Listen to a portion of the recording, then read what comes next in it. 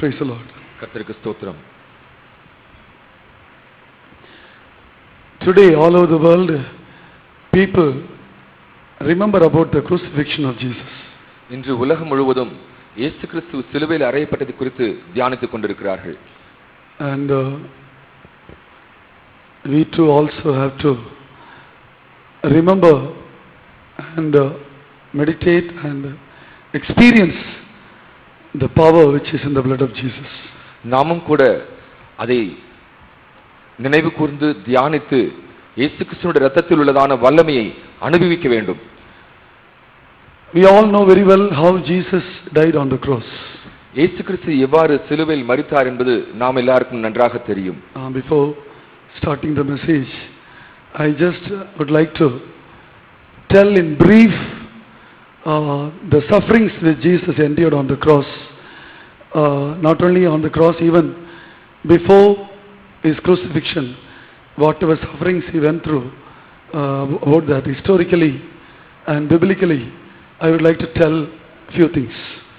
செய்தியை ஆரம்பிப்பதற்கு முன்பாக இயேசு கிறிஸ்து சிலுவையில் எப்படி பாடுபட்டார் என்பதை குறித்தும் சிலுவைக்கு முன்பாக அவர் எவ்வாறு வேதனைக்குள்ளாக்கப்பட்டார் என்பதை குறித்தும் சில காரியங்களை சொல்ல ஆசிக்கிறேன். Of course, in the Bible, in all the four Gospels, we read many things about the crucifixion of Jesus. வேதத்தில் இருக்கிறதான 4 சுவிசேஷங்களிலும் இயேசு கிறிஸ்து சிலுவையில் அறையப்பட்டது குறித்து பல்வேறு காரியங்களை நாம் பார்க்கிறோம். But so many historical things are not mentioned in all the four Gospels. இந்த 4 சுவிசேஷங்களும் பல்வேறு வரலாற்று சம்பந்தமான செய்திகள் குறிப்பிடப்படவில்லை. That's why it's very important to know very clearly how Jesus suffered and endured pain before and during and after crucifixion. ஆகவே தான் இயேசு கிறிஸ்து சிலுவையில் அனுபவித்ததான பாடுகளை வேதனையை எவ்வாறு அவர் அனுபவித்தார், அவர் சிலுவையிலும் சிலுவைக்கு முன்னதாகவும் சிலுவைக்கு பிறகும் எவ்வாறு அவர் பாடுகளை அனுபவித்தார் என்பதை குறித்து தெரிந்து கொள்ள வேண்டியது மிகவும் அவசியமாக இருக்கிறது. That's why I would like to tell you in brief few things. ஆகவே நான் சுருக்கமாக சில காரியங்களை சொல்ல வாஞ்சிக்கிறேன். First of all, before crucifixion, Jesus spent his time at Gethsemane. சிலுவையில் அறையப்படுவதற்கு முன்பாக இயேசு கிறிஸ்து கெத்செமனேயில் தன்னுடைய நேரத்தை செலவிட்டார். Jesus knew very well that he would be crucified. தான் சிலுவையில் அறையப்பட போவதை குறித்து இயேசு கிறிஸ்து நன்றாக அறிந்திருந்தார். That's why at Gethsemane he suffered great mental torture and he prayed long. ஆகவே தான் அவர் கெத்செமனேயில் மனதளவில் மிகவும் பாதிக்கப்பட்டவராக, மனதளவில் மிகவும் வேதனை மிகுந்தவராக நீண்ட நேரம் ஜெபித்துக் கொண்டிருந்தார். And his sweat became as drops of blood. அவருடைய வேர்வையானது இரத்தத்தின் துளிகளாய் விழுந்ததாக நாம் பார்க்கிறோம். And it was trickling down on the ground as great drops. அவைகள் இரத்தத்தின் பெருந்துளிகளாய் தரையில் விழுந்ததாக சொல்லப்பட்டிருக்கிறது. Praise the Lord. கர்த்தருக்கு ஸ்தோத்திரம். In Luke chapter 22 and verse 44 we read about that. இதை குறித்து நாம் லூக்கா 22ஆம் அதிகாரம் 44ஆம் வசனத்தில் வாசிக்கிறோம். Praise the Lord. கர்த்தருக்கு ஸ்தோத்திரம். Normally to a person blood sweat does not take place. பொதுவாக மனிதனுக்கு வியர்வையில் இரத்தம் வருவதில்லை. It used to take place when a person is in a highly emotional state. ஒரு மனிதன் மிகவும் தன்னுடைய உணர்வுபூர்வமாகும் சமயத்தில் தான் இப்படிப்பட்டதான நிலவரம் ஏற்படுகிறது. Otherwise, when he has some bleeding disorders, then the sweat comes as blood. இல்லை என்றால் தன்னுடைய சரீரத்தில் காணப்படுகிறதான அந்த இரத்த கசிவு போன்றதான வியாதி இருக்கிறதான சமயத்தில் தான் இப்படிப்பட்டதான நிலவரம் ஏற்படும். Praise the Lord. கர்த்தருக்கு ஸ்தோத்திரம். Under great emotional stress, the small blood capillaries used to break. மிகவும் உணர்ச்சி வசப்பட்டதான அந்த நேரத்தில் நம்முடைய இரத்த நாளங்களின் மிகச் சிறிய பகுதிகள் விரிவடைந்து அது வெடித்து விடுகின்றது. The sweat glands will break when we have emotional stress. நமக்கு உணர்வுபூர்வமான ஒரு நிலவரம் வரும்போது நம்முடைய வியர்வைக்கான அந்த கிளான்ஸ் வெடித்து விடுகிறது, நாளங்கள் வெடித்து விடுகிறது. That's why the sweat gets mixed with the blood. ஆகவே தான் இரத்தமும் வியர்வையும் கலந்து விடுகின்றது. This is what happened in the life of Jesus. இதுதான் இயேசு கிறிஸ்துவினுடைய ஜீவியத்தில் நடைபெற்றது. When he was at Gethsemane, he got extreme stress and extreme pain. That's the reason why the sweat glands got broken and mixed with blood. Sweat mixed with blood. கெத்செமனேயில் அவர் இருந்ததான சமயத்தில் அவருக்கு மன அழுத்தமும் அளவுக்கு அதிகமான வேதனையும் உண்டாயிருந்த காரணத்தினால் அவருடைய வியர்வையும் இரத்தமும் ஒன்றோடொன்று கலந்து அவருடைய வியர்வை துளிகள் இரத்தமாக வெளிப்பட்டன. Medically, this process is called as hemohydrosis. மருத்துவ ரீதியாக இதை ஹீமோஹைட்ரோசிஸ் என்று கூறுகிறார்கள். Praise the Lord. கர்த்தருக்கு ஸ்தோத்திரம். And because of large amount of bleeding, the skin of a person who sweats blood, it will become tender. ஒரு இப்படிப்பட்டதான ஒரு நிலவரத்தில் அதிகமாக இரத்த கசிவு ஏற்படுகிறதான ஒரு மனிதனுடைய சரீரத்தின் தோலானது மிகவும் மெருதுவாக மென்மையாக மாறிவிடுகிறது. Praise the Lord. கர்த்தருக்கு ஸ்தோத்திரம். And at Gethsemane, Jesus shed blood as sweat. கெத்செமனேயில் இயேசு கிறிஸ்து இரத்தத்தை வேர்வையாக சிந்தினார். Praise the Lord. கர்த்தருக்கு ஸ்தோத்திரம். Next, I would like to tell you about the trials which Jesus faced by Jews and Romans. ரோமர்களாலும் ரோம ராஜ்யத்தின் தலைவர்களாலும் யூதர்களாலும் இயேசு கிறிஸ்து கடந்து சென்றதான சோதனைகளை குறித்து நான் சொல்ல விரும்புகிறேன். Praise the Lord. கர்த்தருக்கு ஸ்தோத்திரம். Just at midnight, Jesus was arrested at Gethsemane by the temple officials. ஆலயத்தின் தலைவர்களால் நடு ராத்திரியிலே கெத்செமனேயில் இயேசு சிறைபிடிக்கப்பட்டார். And first he was taken to Annas. முதலாவது அவர் அன்னானுடைய சமூகத்துக்கு கொண்டு செல்லப்பட்டார்.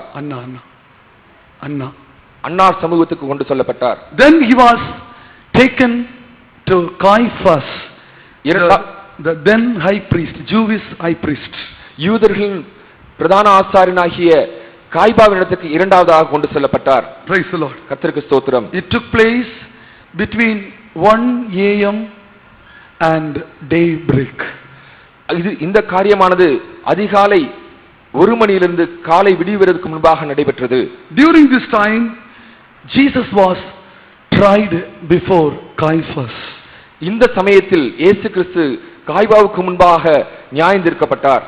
And he was found guilty of blasphemy. அவர் தேவதூஷணம் சொன்னதாக அவர் மேல் பழி சாற்றப்பட்டது. And the guards then blindfolded Jesus and spat on him and struck him in the face with their fists. காவலாளர்கள் தங்களுடைய கரத்தினால் இயேசுவின் முகத்தில் குத்தினார்கள். They blindfolded Jesus.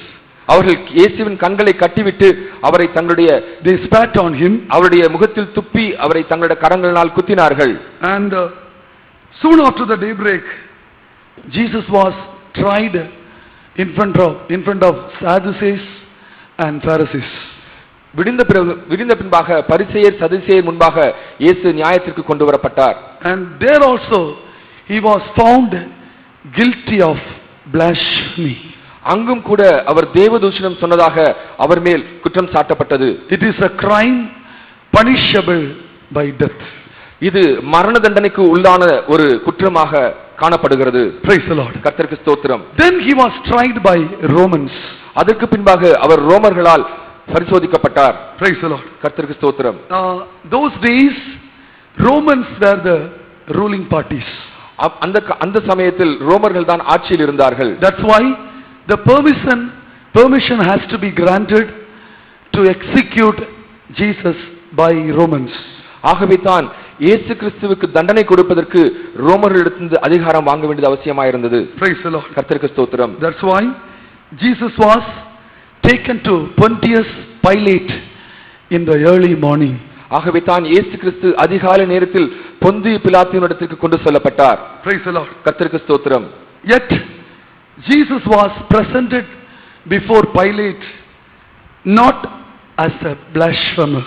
ஆனாலும் இயேசு கிறிஸ்து பிலாத்துக்கு முன்பாக ஒரு தேவதரிசனம் சொன்னவராக வெளிப்படவில்லை, நிறுத்தப்படவில்லை. But he was standing in front of Pilate as a self-appointed king, so that through which he might undermine Pilate the governor. He was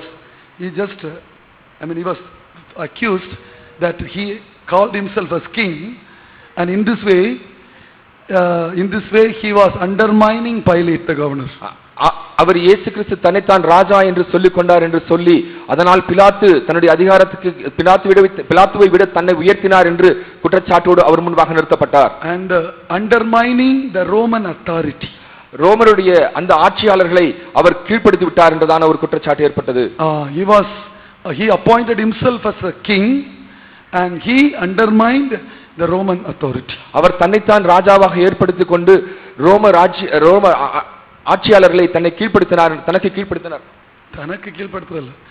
அவர்களை தாழ்வாக கருதுகிறார். அவர்களை தாழ்வாக கருதுகிறார் என்றாக குற்றம் சாட்டப்பட்டது. Praise the Lord. கர்த்தருக்கு ஸ்தோத்திரம். Yet Pilate did not make any charges over Jesus. இருந்த போதிலும் கூட இயேசு கிறிஸ்துவின் மீதாக எந்த குற்றச்சாட்டையும் பிலாத்தினால் கூற முடியவில்லை. But he sent him to Herod Antipas. ஆனால் அவன் ஏரோதுக்கு இயேசு கிறிஸ்துவை அனுப்பிவிட்டான். Herod Antipas. His name is Herod Antipas. சொல்லுங்க. அவருடைய name is Pilate did not charge Jesus but sent him to Herod Antipas. அவன் ஏரோது பிலாத்தினால் இயேசுவின் மேல் எந்த குற்றம் கண்டுபிடிக்க முடியவில்லை என்ற காரணத்தினால் ஏரோது அந்திப்பா என்பவனிடத்தில் பிலாத்து இயேசுவை அனுப்பினான். ஏரோது அந்திப்பா என்பவனிடத்தில் பிலாத்து இயேசுவை அனுப்பினான். Praise the Lord. கர்த்தருக்கு ஸ்தோத்திரம். This Herod also could not find any fault. He could not charge against Jesus. ஏரோதும் கூட இயேசுவினிடத்தில் எந்த குற்றத்தையும் கண்டுபிடித்து அவருக்கு எந்த தண்டனையும் வழங்க முடியாமல் காணப்பட்டது. That's why he returned Jesus back to Pilate again. ஆகவே ஏரோது மீண்டுமாக பிலாத்துவினிடத்துக்கு இயேசு கிறிஸ்துவை அனுப்பிவிட்டான். Praise the Lord. கர்த்தருக்கு ஸ்தோத்திரம். But again Pilate also could not find any fault. மீண்டும் பிலாத்துவினால் எந்த விதமான குற்றத்தையும் இயேசுவினிடத்தில் கண்டுபிடிக்க முடியவில்லை. But the people persistently demanded crucifixion on Jesus. ஆனால் ஜனங்கள் இயேசுவை சிலுவையில் அறைய வேண்டும் என்பதை கட்டாயப்படுத்தினார்கள். Praise the Lord. கர்த்தருக்கு ஸ்தோத்திரம். So that's why finally Pilate granted their demand and handed over Jesus to be scourged and crucified.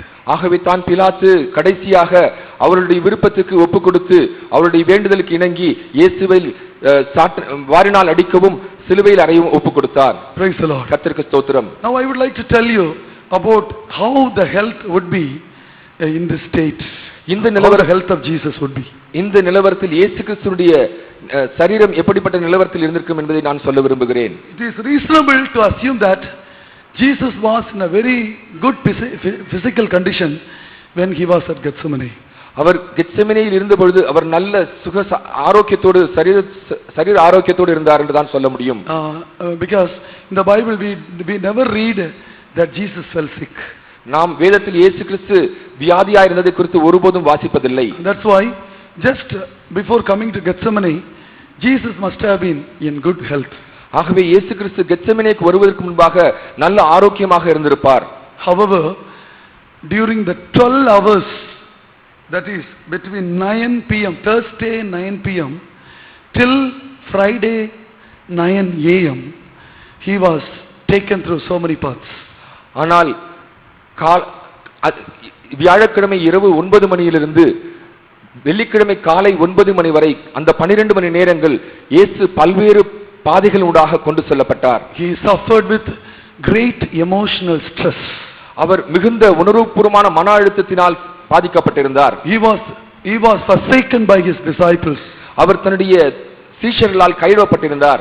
And he was beaten very badly physically. அவருடைய சரீரத்தில் அவரை பலமாக அடித்திருந்தார்கள். Praise the Lord. கர்த்தருக்கு ஸ்தோத்திரம். Moreover, It was a night, that's why he did not sleep during the night. அது இரவு நேரமாயிருந்தபடியால் அவரால் அந்த நேரத்தில் அவரால் தூங்கி இருக்க கூட முடியவில்லை. And even in that night he was forced to walk 4 kilometers. அந்த ராத்திரி நேரத்தில் அவரை 4 கிலோமீட்டர் தூரம் நடக்கும்படியாக கட்டாயப்படுத்தி இருந்தார்கள். Then just imagine how the physical condition, otherwise the health of Jesus would be. அப்படி இருக்கும்போது அவருடைய சரீர பிரகாரமான அவருடைய சரீரத்தின் நிலவரம் அல்லது அவருடைய ஆரோக்கியம் எப்படி இருக்கும் என்பதை யோசித்து பாருங்கள். He must have been very tired and he lost so much blood.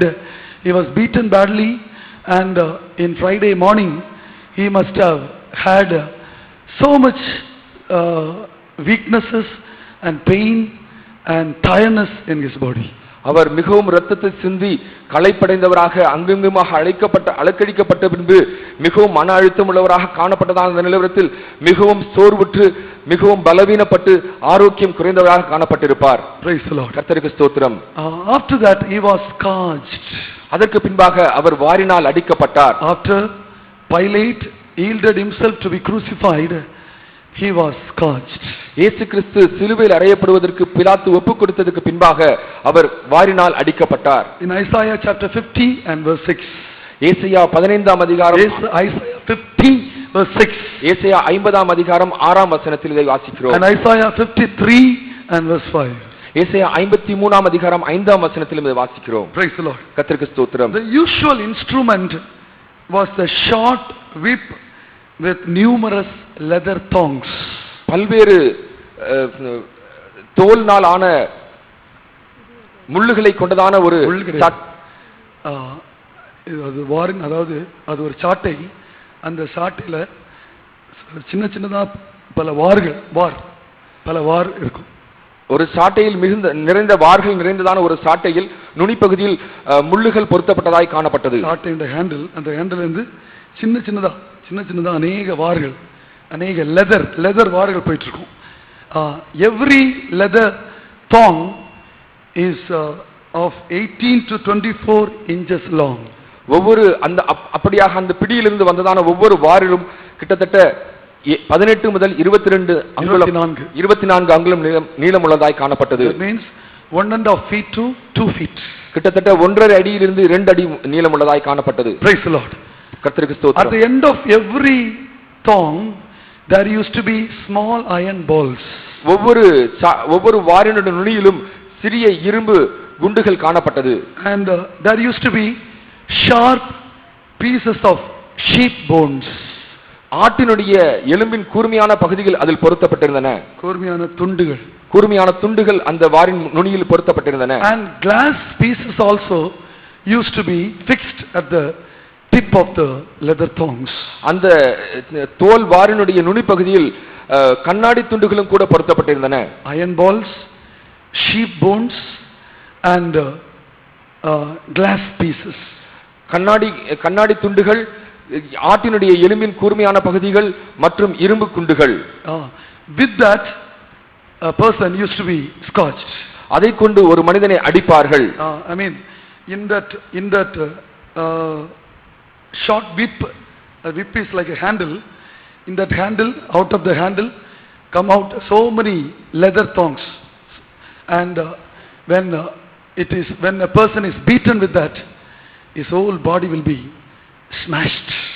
அந்த சாட்டினுடைய கைப்பிடியிலிருந்து பல்வேறு தோல் வார்கள் நீண்டு செல்லும். அதனுடைய நுனி பகுதியில் இந்த இப்படிப்பட்டதான பொருட்கள் பொருத்தப்பட்டிருக்கும். அதை வைத்து ஒரு மனிதனை அடிக்கும் போது அந்த மனிதனை அப்படியே இழுக்கும். Praise the Lord. கர்த்தருக்கு ஸ்தோத்திரம். Sometimes iron rods and staves were used to beat the person. சில சமயங்களில் இரும்பு தடியும் கூட கொண்டு அந்த அப்படிப்பட்டவர்களை அடித்தார்கள். இரும்பு தடி மற்றும் சாதாரண மரத்தடிகள், இரும்பு தடி மற்றும் மரத்தடியும் கொண்டு அடித்தார்கள். Praise the Lord. கர்த்தருக்கு ஸ்தோத்திரம். While scourging, the man used to be stripped off from his clothes. அப்படியாக வாரினால் அடிக்கப்படும் போது அந்த மனிதனுடைய துணியை களைந்து விடுவார்கள். Praise the Lord. கர்த்தருக்கு ஸ்தோத்திரம். And his hands were tied in an upright post. அவருடைய கரங்களானது மேல் நோக்கி வைத்து கட்டப்பட்டிருக்கும். மேல் நோக்கி இல்ல, upright post, one நேராக ஒரு நேரான போஸ்டில் வைத்து கட்டப்படும். அவருடைய கரங்கள் ஒரு கம்பத்தில் வைத்து நேரான கம்பத்தில் வைத்து கட்டப்பட்டிருக்கும். Praise the Lord. கர்த்தருக்கு ஸ்தோத்திரம். And the whole back portion used to be scourged.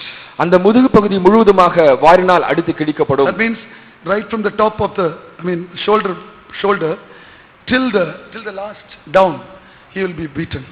அதாவது தன்னுடைய தோள்பட்டை பகுதியிலிருந்து கீழ் வரைக்கும் முழுவதுமாக அடிக்கப்படுவார்கள். Praise the Lord. கர்த்தருக்கு ஸ்தோத்திரம். Sometimes two soldiers join together and will beat. சில சமயங்களில் இரண்டு காவலாளிகள் இரண்டு வீரர்கள் சேர்ந்து அடிப்பார்கள். Praise the Lord. கர்த்தருக்கு ஸ்தோத்திரம். Sometimes one soldier will beat and after some time he will take rest and another one will beat. சில சமயங்களில் ஒரு காவலாளி அடிப்பார், பின்பு அவர் தான் சிறிது இளைப்பாறுகிற நேரத்தில் மற்றவர் வந்து அடிப்பார். Praise the Lord. கர்த்தருக்கு ஸ்தோத்திரம். This scourging was intended to weaken the victim. இந்த வாரினால் அடிப்பது எதற்கென்றால் அந்த பழிசாற்றப்பட்ட குற்றவாளியானவர் பலவீனம் அடைய வேண்டும் என்பதற்காக இப்படி வாரினால் அடிக்கப்பட்டார்கள். Praise the Lord. கர்த்தருக்கு ஸ்தோத்திரம். And he should get weakened and even he should die at the scourging. அவர் அவ்வாறு பலவீனம் அடைந்து சில சமயங்களில் அப்படி வாரினால் அடிக்கப்படும் போதே இறந்து விட வேண்டும் என்பதே அந்த நோக்கமாக இருந்தது. Praise the Lord. கர்த்தருக்கு ஸ்தோத்திரம். According to Jewish custom, a prisoner was usually scourged 39 times. யூதருடைய வழக்கத்தின்படி ஒரு சிறை கைதியானவன் 39 முறை அடிக்கப்பட வேண்டும். Just imagine 39 times beating, then how much pain and how much the flesh will be smashed. You just imagine. யோசித்து பாருங்கள், 39 தடவை இவ்வாறு வாரினால் அடிக்கப்படும் போது அந்த சரீரம் எவ்வளவு வேதனைக்குள்ளாக இருக்கும், அவருடைய மாம்சம் எந்த அளவுக்கு பீத்து எடுக்கப்பட்டிருக்கும் என்பதை யோசித்து பாருங்கள். While beating once, since there are so many leather thongs, once beating time in so many places the flesh will be torn. அந்த கைப்பிடியிலிருந்து பல அநேக தோல் வார்கள் காணப்பட்டபடினால் ஒரு முறை அடிக்கும் போதே அத்தனை வார்களும் சேர்ந்து அத்தனை இடங்களில் அடிக்கும், கிழிக்கும். Because of the iron balls, because of the sheep bones, glass pieces, from so many places the body, the flesh will be pulled. அநேக இடங்களில் அந்த இரும்பு குண்டுகளும் அந்த ஆட்டினுடைய கூர்மையான எலும்புகளும் கண்ணாடி துண்டுகளும் வைத்திருக்கிறதான அந்த வாரினால் அடிக்கப்படும் போது அதில் இருக்கிறதான அத்தனை இடங்களும் அடித்து பீத்து எடுக்கப்படும். Once while beating once, from so many places the flesh will come out. ஒரு முறை அடிக்கும் போதே பல்வேறு இடங்களிலிருந்து சதை பீத்து எடுக்கும். Then just imagine 39 times Jesus was beaten. Jesus must have been beaten according to Jewish custom. Then just imagine how much his body must have been smashed. யோசித்து பாருங்கள், யூதருடைய வழக்கத்தின்படி இயேசு கிறிஸ்து 39 தடவை இவ்வாறு அடிக்கப்பட்டிருந்தார். ஆனால் அவருடைய சரீரம் எந்த அளவுக்கு கிழிக்கப்பட்டு எந்த அளவுக்கு பீத்தெடுக்கப்பட்டிருக்கும் என்பதை யோசித்து பாருங்கள். That's why in Psalms there is a verse, they plowed my back. ஆகவே தான் சங்கீதத்தில் ஒரு வசனம் சொல்லப்பட்டிருக்கிறது, அவர்கள் என் முதுகை உழுதார்கள் என்று சொல்லப்பட்டிருக்கிறது. When a land is being plown, how much it will get softened. In the same manner, while scourging, Jesus' flesh must have got smashed and softened. ஒரு வயலானது உழுகப்படும் போது அது எவ்வாறு மெதுவாக மாறுகிறதோ அதை போல இயேசு கிறிஸ்துவின் சரீரத்தை அந்த வாரினால் அடித்து பீத்து எடுத்த பொழுது அவருடைய மாம்சமானது அவருடைய சரீரமானது முற்றிலுமாய் நிலை குலைந்ததாக பீத்து எடுக்கப்பட்டதாய் காணப்பட்டது. This scourging was an extreme form of punishment. இந்த வாரினால் அடிப்பது என்பது ஒரு மிகுந்த வேதனைக்குள்ளாகக்கூடியதான ஒரு தண்டனையாய் காணப்படுகிறது. The victim's back used to become small pieces. இந்த இப்படிப்பட்டதான தண்டனைக்குள்ளாகவருடைய முதுகு பகுதியானது முழுவதும் பீத்தெடுக்கப்பட்ட சிறு சிறு துண்டுகளாக மாற்றப்படும். It will be torn into small pieces. அது சிறு சிறு துண்டுகளாக கிழித்தெடுக்கப்படும். In this way, by scourging, the underlying muscle and skeletal structures will be exposed. இவ்வாறு வாரினால் அடிக்கப்படும் போது மேலே இருக்கிறதான தோலானது முழுவதுமாக பீத்தெடுக்கப்பட்டது. அதற்கு பின்பாக அதற்குள்ளாக காணப்படுகிறதான சதையும் அதற்குள்ளாக காணப்படுகிறதான எலும்பு பகுதியும் கூட வெளிப்படும். Praise the Lord. கர்த்தருக்கு ஸ்தோத்திரம். And during this time of scourging, severe blood loss used to take place. இப்படியாக ஒருவர் வாரினால் அடிக்கப்படும்போது மிகுந்த இரத்தம் சரீரத்திலிருந்து வெளியாகி அவர் அப்படிப்பட்டதான ஒரு நிலவரம் ஏற்படும். Not only that, there used to be dehydration. அதற்கு பின்பாக அவருடைய சரீரத்திலிருந்து நீரானது வெளிப்பட்டு விடும். Water loss. அவருடைய சரீரத்திற்கான நீருடைய இழப்பு ஏற்படும். அதிகமாக தண்ணீர் இழக்கப்படும். அவருடைய சரீரத்திலிருந்து அதிகமான அளவு தண்ணீர் இழப்பு ஏற்படும். Many victims used to die during this scourging. இப்படி வாரினால் அடிக்கப்படும் போதே பல்வேறு குற்றவாளிகள் இறந்து விடுவார்கள். Praise the Lord. கர்த்தருக்கு ஸ்தோத்திரம். Just imagine how much Jesus suffered for us. யோசித்து பாருங்கள், இயேசு கிறிஸ்து எவ்வளவாய் நமக்காக கஷ்டப்பட்டிருக்கிறார். Even just before his crucifixion, how much he underwent pain. அவர் சிலுவையில் அறையப்படுவதற்கு முன்பே எவ்வளவாக வேதனைக்குள்ளாகி இருக்கிறார் என்பதை யோசித்து பாருங்கள். Praise the Lord. கர்த்தருக்கு ஸ்தோத்திரம். Jesus was severely whipped. இயேசு கிறிஸ்து மிகவும் அதிகமாக வாரினால் அடிக்கப்பட்டார். 1 Peter chapter 2 and verse 24. முதலாம் பேதுரு 2ஆம் அதிகாரம் 24ஆம் வசனத்தில் இதை வாசிக்கிறோம். Praise the Lord. கர்த்தருக்கு ஸ்தோத்திரம். When the scourging takes place, the Roman soldiers used to amuse over the victim. இப்படியாக வாரினால் அடிக்கிறதான சமயத்தில் ரோம வீரர்கள் அந்த குற்றவாளியை தங்களுடைய வாயினால் தூஷிப்பார்கள். கேலியாய் பேசி சிரிப்பார்கள். They will amuse at the person who is scourged. அப்படி வாரினால் அடிக்கப்படுபவரை அவர்கள் கேலி பேசி சிரிப்பார்கள். Praise the Lord. கர்த்தருக்கு ஸ்தோத்திரம். Not only that, along with that, they will mock at him and they will place a robe on his shoulders. அப்படி அது மாத்திரமல்ல, அவரை பரியாசம் பண்ணி அவருக்கு முன்பாக ஒரு அங்கியை போர்த்துவார்கள். அவருடைய தோள்பட்டையில் ஒரு அங்கியை வைப்பார்கள். And they will keep a crown of thorns on his head. அவருடைய தலையில் ஒரு முள்முடியை சூட்டுவார்கள். I am telling about the general rule of crucifixion. இது நான் சொல்வது என்னவென்றால் சிலுவையில் அறையப்படுவதை குறித்தான பொதுவான நியமமாய் இருக்கிறது. Praise the Lord. கர்த்தருக்கு ஸ்தோத்திரம். The person who is scourged, he will be mocked and he will be placed a robe at the back of his shoulders. இப்படி வாரினால் அடிக்கப்படுவதான மனிதனுக்கு தோள் மீது ஒரு அங்கியை வைத்து அவரை பரியாசம் செய்வார்கள். And he will be kept a crown of thorns on his head. அவருடைய தலையின் மீது ஒரு முள்முடியை சூட்டுவார்கள். Praise the Lord. கர்த்தருக்கு ஸ்தோத்திரம். And the thorns may be 1 or 2 inches long. அந்த முள்ளுகளின் நீளம் 1 முதல் 2 அங்குலம் இருக்கும். Praise the Lord. கர்த்தருக்கு ஸ்தோத்திரம். And a wooden staff will be given in his hand as a scepter. Wooden staff. ஒரு மரக்கோல் அவருடைய கையில் கொடுத்து செங்கோலாக பிடித்துக் கொள்ள சொல்வார்கள். Praise the Lord. கர்த்தருக்கு ஸ்தோத்திரம். So in that way Jesus also suffered. இப்படித்தான் இயேசு கிறிஸ்து கூட பாடுகளை அனுபவித்தார். After giving all these sufferings, இப்படி எல்லா பாடுகளையும் அனுபவித்ததற்கு பின்பாக Jesus was smitten and they struck him on his head with the wooden staff. இவ்வாறு அவரை துன்பப்படுத்தினதற்கு பின்பாக அவருடைய முகத்தில் துப்பி அதற்கு பின்பாக ஒரு கட்டையினால் அந்த தலையில் வைத்திருந்ததான அந்த முள்முடியின் மேல் அடித்தார்கள். Praise the Lord. கர்த்தருக்கு ஸ்தோத்திரம். And you just imagine combination of this beating, the crown of thorns and the scourging would have set into motion an irreversible process of severe dehydration and cardiorespiratory failure. இப்படிப்பட்டதான நிலவரத்தை குறித்து யோசித்து பாருங்கள். இப்படி ஒருவர் மிகுவாக அடிக்கப்பட்டு மிகவும் ஒரு தன்னுடைய உடலில் இருந்ததான தண்ணீர் எல்லாம் இழந்து போன நிலவரத்தில் திரும்பி பெற முடியாத ஒரு சூழ்நிலையில் காணப்படும் போது அவர் எப்படி இருந்திருப்பார் என்பதை யோசித்து பாருங்கள். இதை குறித்து cardiorespiratory failure, இதை cardiorespiratory failure என்று சொல்லுகிறார்கள். That means the cardio means the thing which is related to heart. இருதயத்திலிருந்து அந்த சுவாசிக்கிறதான அந்த காரியம் ஃபெயில் ஆயிடும். இருதய நுரையீரல் தோல்வி என்றதான நிலவரமாக காணப்படுகிறது. சுவாசிக்கிறதான அந்த பகுதி அதில் ஒரு தோல்வி உண்டாகும்.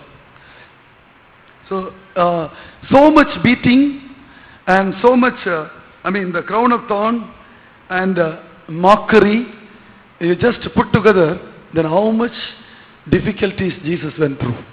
இந்த வாரினால் அடிக்கப்பட்டதான நிலவரம் ஒருவரை பரியாசம் பண்ணுகிறதான நிலவரம், மேலும் அவர் தலையில் முள்முடியை வைத்து அதையும் வைத்து அடித்ததான நிலவரம், இதையெல்லாம் சேர்த்து பார்க்கும்போது இயேசு எவ்வளவாய் துன்பப்பட்டிருக்கிறார் என்பதை யோசித்து பாருங்கள். severe blood loss. அவரிடத்தில் மிகுந்ததான அளவுக்கு அதிகமாக இரத்த இழப்பு காணப்பட்டது. And he had dehydration. அவருக்கு தண்ணீர் இழப்பும் காணப்பட்டது. Praise the Lord. கர்த்தருக்கு ஸ்தோத்திரம். That's why he must have faced this cardiorespiratory failure. ஆகவே தான் அவரிடத்தில் இருதய நுரையீரல் அதாவது சுவாச தோல்வி இழப்பு நிலவரம் ஏற்பட்டிருக்கும். Praise the Lord. கர்த்தருக்கு ஸ்தோத்திரம். So in this state Jesus was in a very shocking situation. இப்படிப்பட்டதான நிலவரத்தில் இயேசு ஒரு அதிர்ச்சியுற்றதான நிலவரத்தில் காணப்பட்டார். Praise the Lord. கர்த்தருக்கு ஸ்தோத்திரம். I told you by hemohydrosis the skin used to get tender. ஹீமோஹைட்ரோசிஸ் மூலமாக இந்த உடலில் இருக்குதான தோல் பகுதி முழுவதுமாக மெதுவாக மிருதுவாக மாறிவிடுகிறது என்று நான் உங்களுக்கு சொல்லியிருந்தேன். And not only that, the physical and mental abuse meted out by Jews and the Romans, not only that, the lack of food, water, lack of sleep, these all contributed to his generally weakened state. ஒருவருடைய அடித்து இப்படி துன்பப்படுத்தியிருக்கிறதான நிலவரம், அவருடைய பரியாசம் பண்ணி கேலி செய்திருந்தான நிலவரத்தில் அவர் மன அழுத்தம் நிறைந்தவராக, தன்னுடைய உடலிலிருந்து ரத்தம் முழுவதும் இழந்தவராக, தன்னுடைய உடலுக்கு காணப்படுகிறான தண்ணீர் நிலவரத்தை இழந்தவராக, முழுவதுமாக நிலை குலைந்தவராக காணப்படுவார். Therefore, even just before the crucifixion, Jesus' physical condition was at least serious or very critical. இயேசு கிறிஸ்துவை சிலுவையில் அறைவதற்கு முன்பாக அவருடைய நிலவரமானது மிகவும் மிகவும் மோசமான நிலவரத்தில் மரிக்கும் தருவாயில் இருந்திருப்பார். Praise the Lord. கர்த்தருக்கு ஸ்தோத்திரம். These all pain and sufferings are for whom?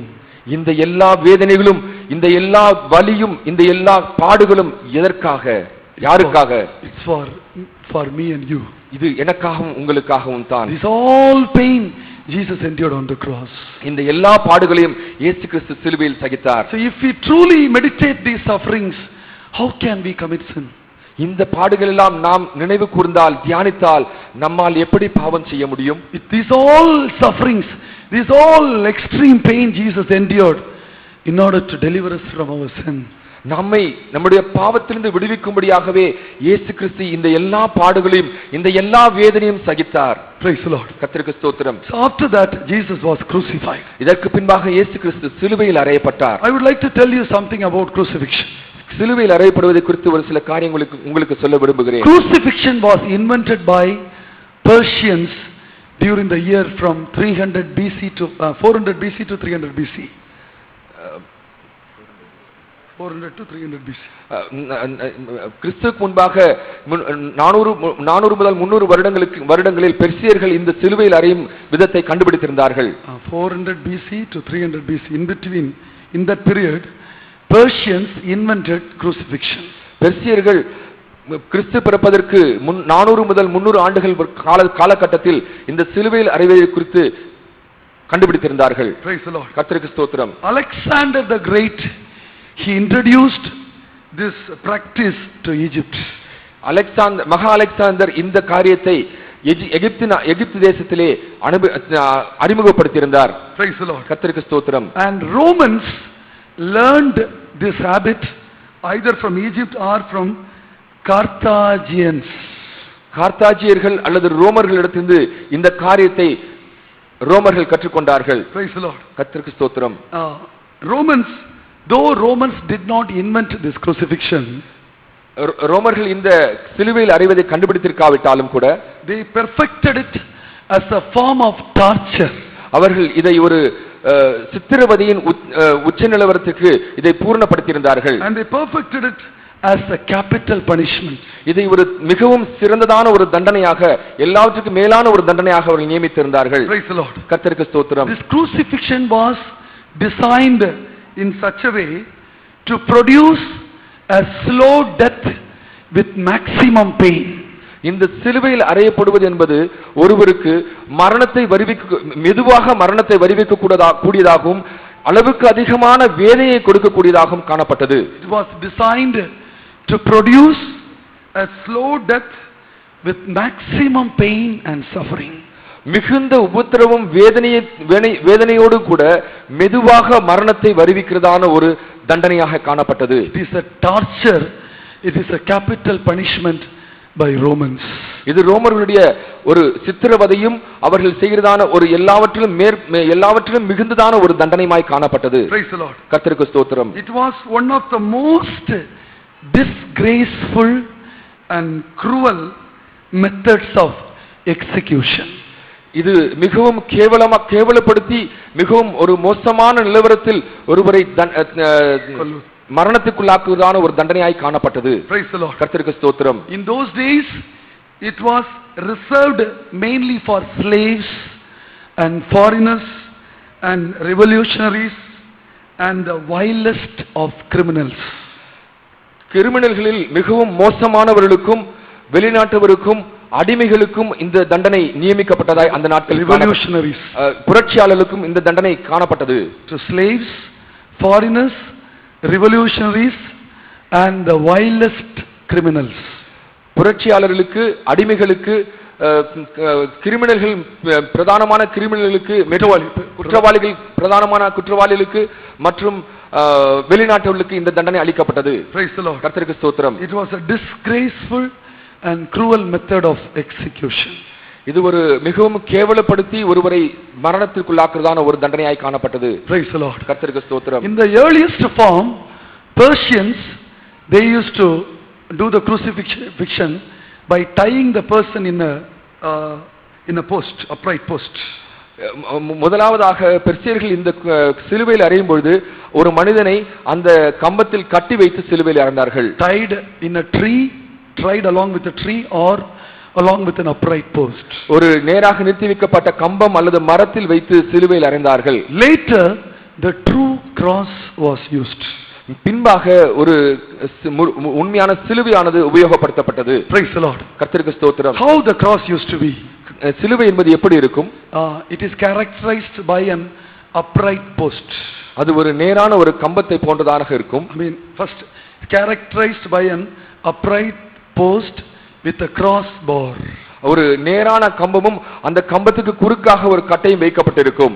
It is not like a cross. அது ஒரு சரியான ஒரு சிலுவை போல இருக்காது. You know, plus sign. It is not like plus sign. ஒரு பிளஸ் குறியை போல இருக்காது. கூட்டல் குறியை போல இருக்காது. You know, கூட்டல் குறி, plus sign. It is not like that.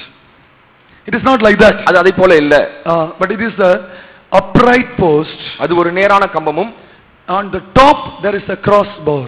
அதற்கு அதனுடைய மேல் பகுதியில் ஒரு குறுக்கான ஒரு கட்டையும் வைக்கப்பட்டிருந்தது. It is like a T. அது ஒரு ஆங்கில எழுத்து T என்ற வடிவத்தில் காணப்பட்டது. It's not like a plus symbol. அது ஒரு கூட்டல் குறியை போல அல்ல. Upright post and on top there is a cross bar. ஒரு நேரான கம்பம், அதனுடைய உச்சி பகுதியில் அதனுடைய மேல் பகுதியில் ஒரு குறுக்கு கட்டையும் வைக்கப்பட்டிருந்தது. Praise the Lord. கர்த்தருக்கு ஸ்தோத்திரம். The upright post was called as stripes.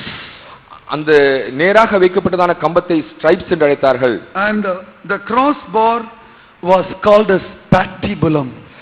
அந்த குறுக்காக வைக்கப்பட்ட கட்டையை patibulum என்று அழைத்தார்கள். Praise the Lord. கர்த்தருக்கு ஸ்தோத்திரம். This patibulum, otherwise the cross bar has the weight of 34 to 57 kgs. இந்த குறுக்காக வைக்கப்பட்டதான கம்பம், அதாவது patibulum என்பது 34 முதல் 57 கிலோ எடை உள்ளதாய் காணப்பட்டது. This cross bar used to have the weight of 34 to 57 kgs.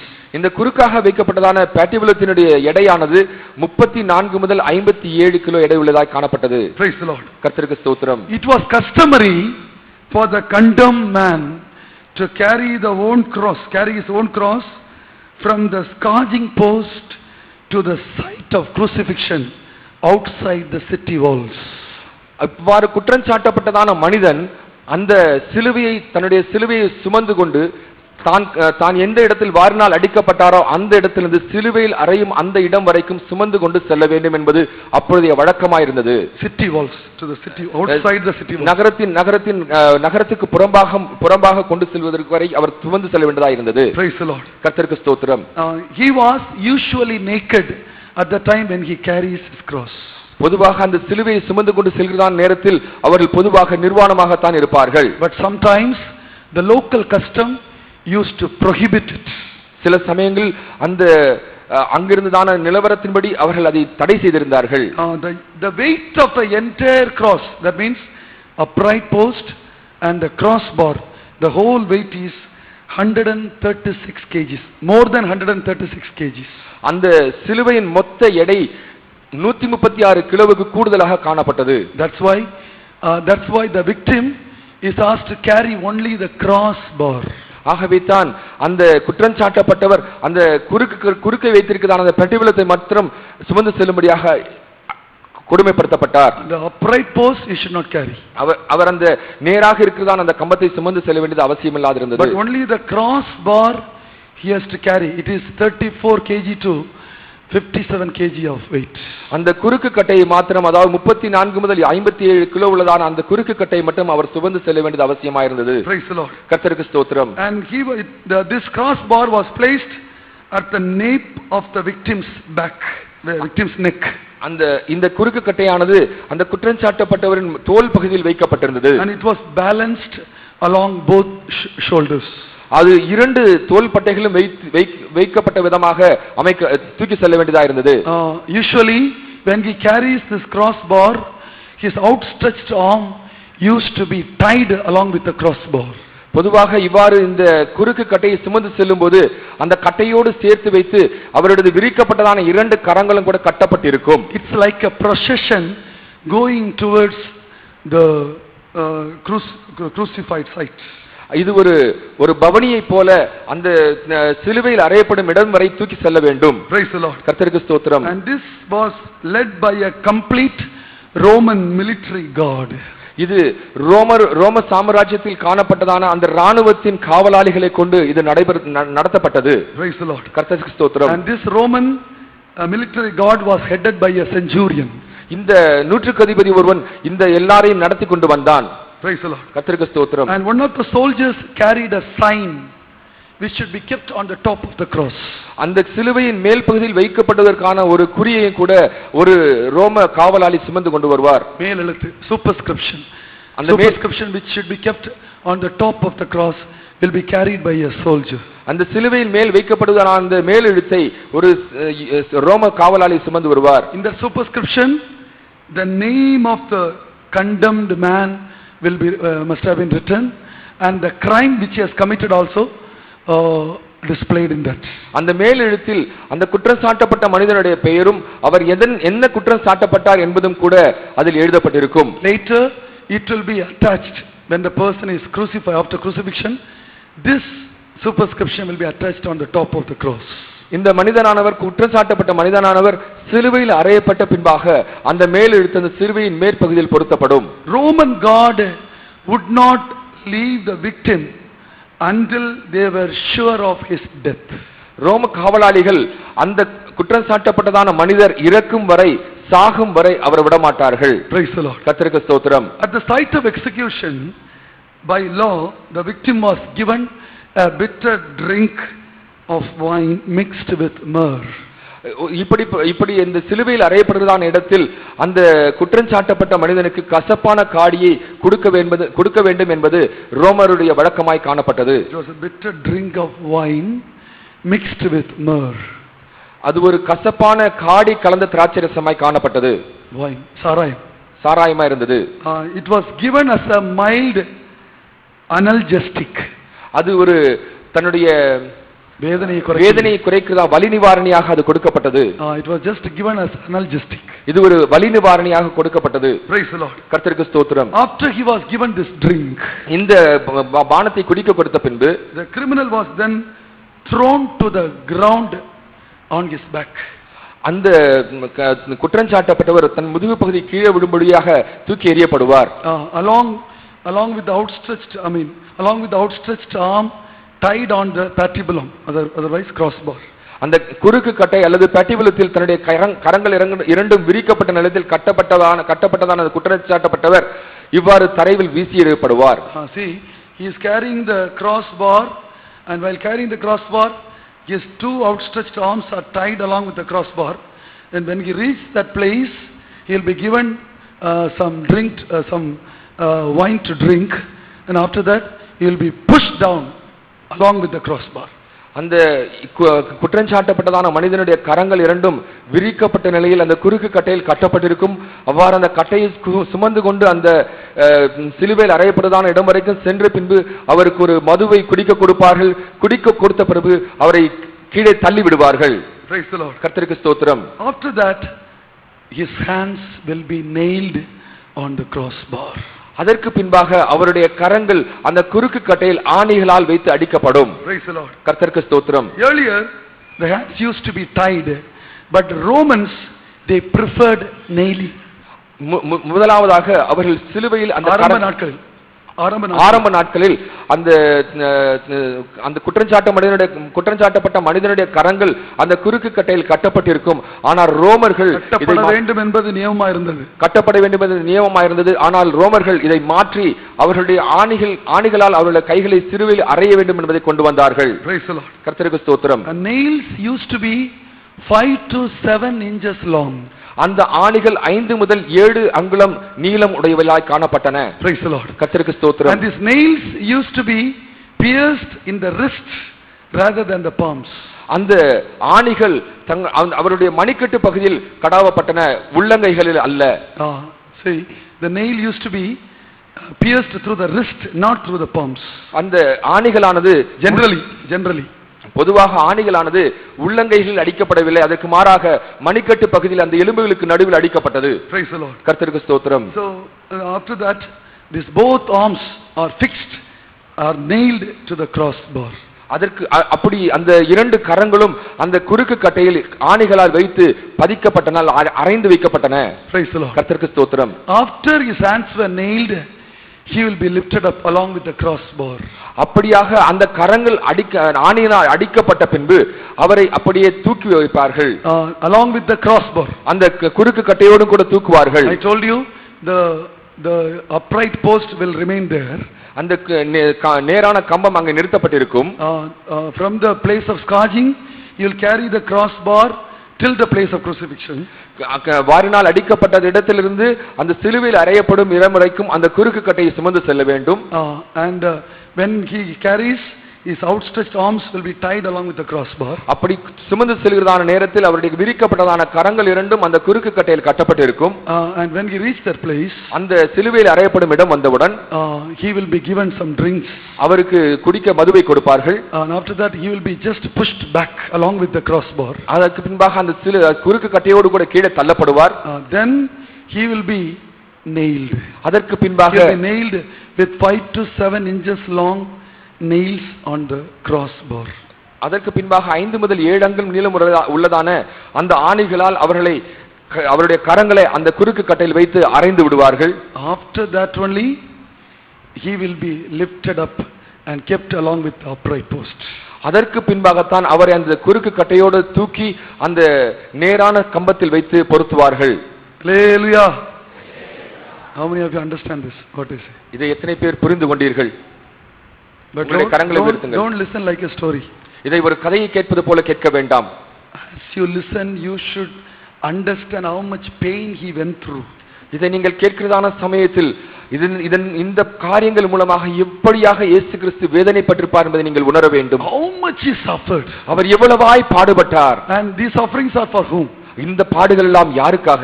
For whom he suffered? யாருக்காக இவ்வளவு பாடுபட்டார்? These sufferings are for you and me. இந்த பாடுகள் எல்லாம் உங்களுக்காகவும் எனக்காகவும் தான்.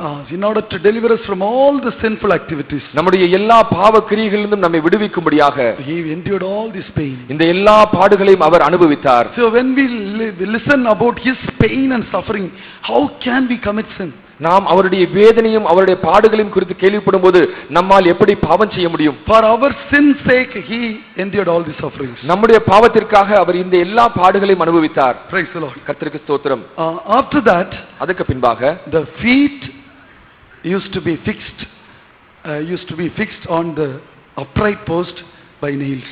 அந்த நேரான கம்பத்தில் அந்த கால்கள் இரண்டும் ஆணியினால் வைத்து அடிக்கப்படும்.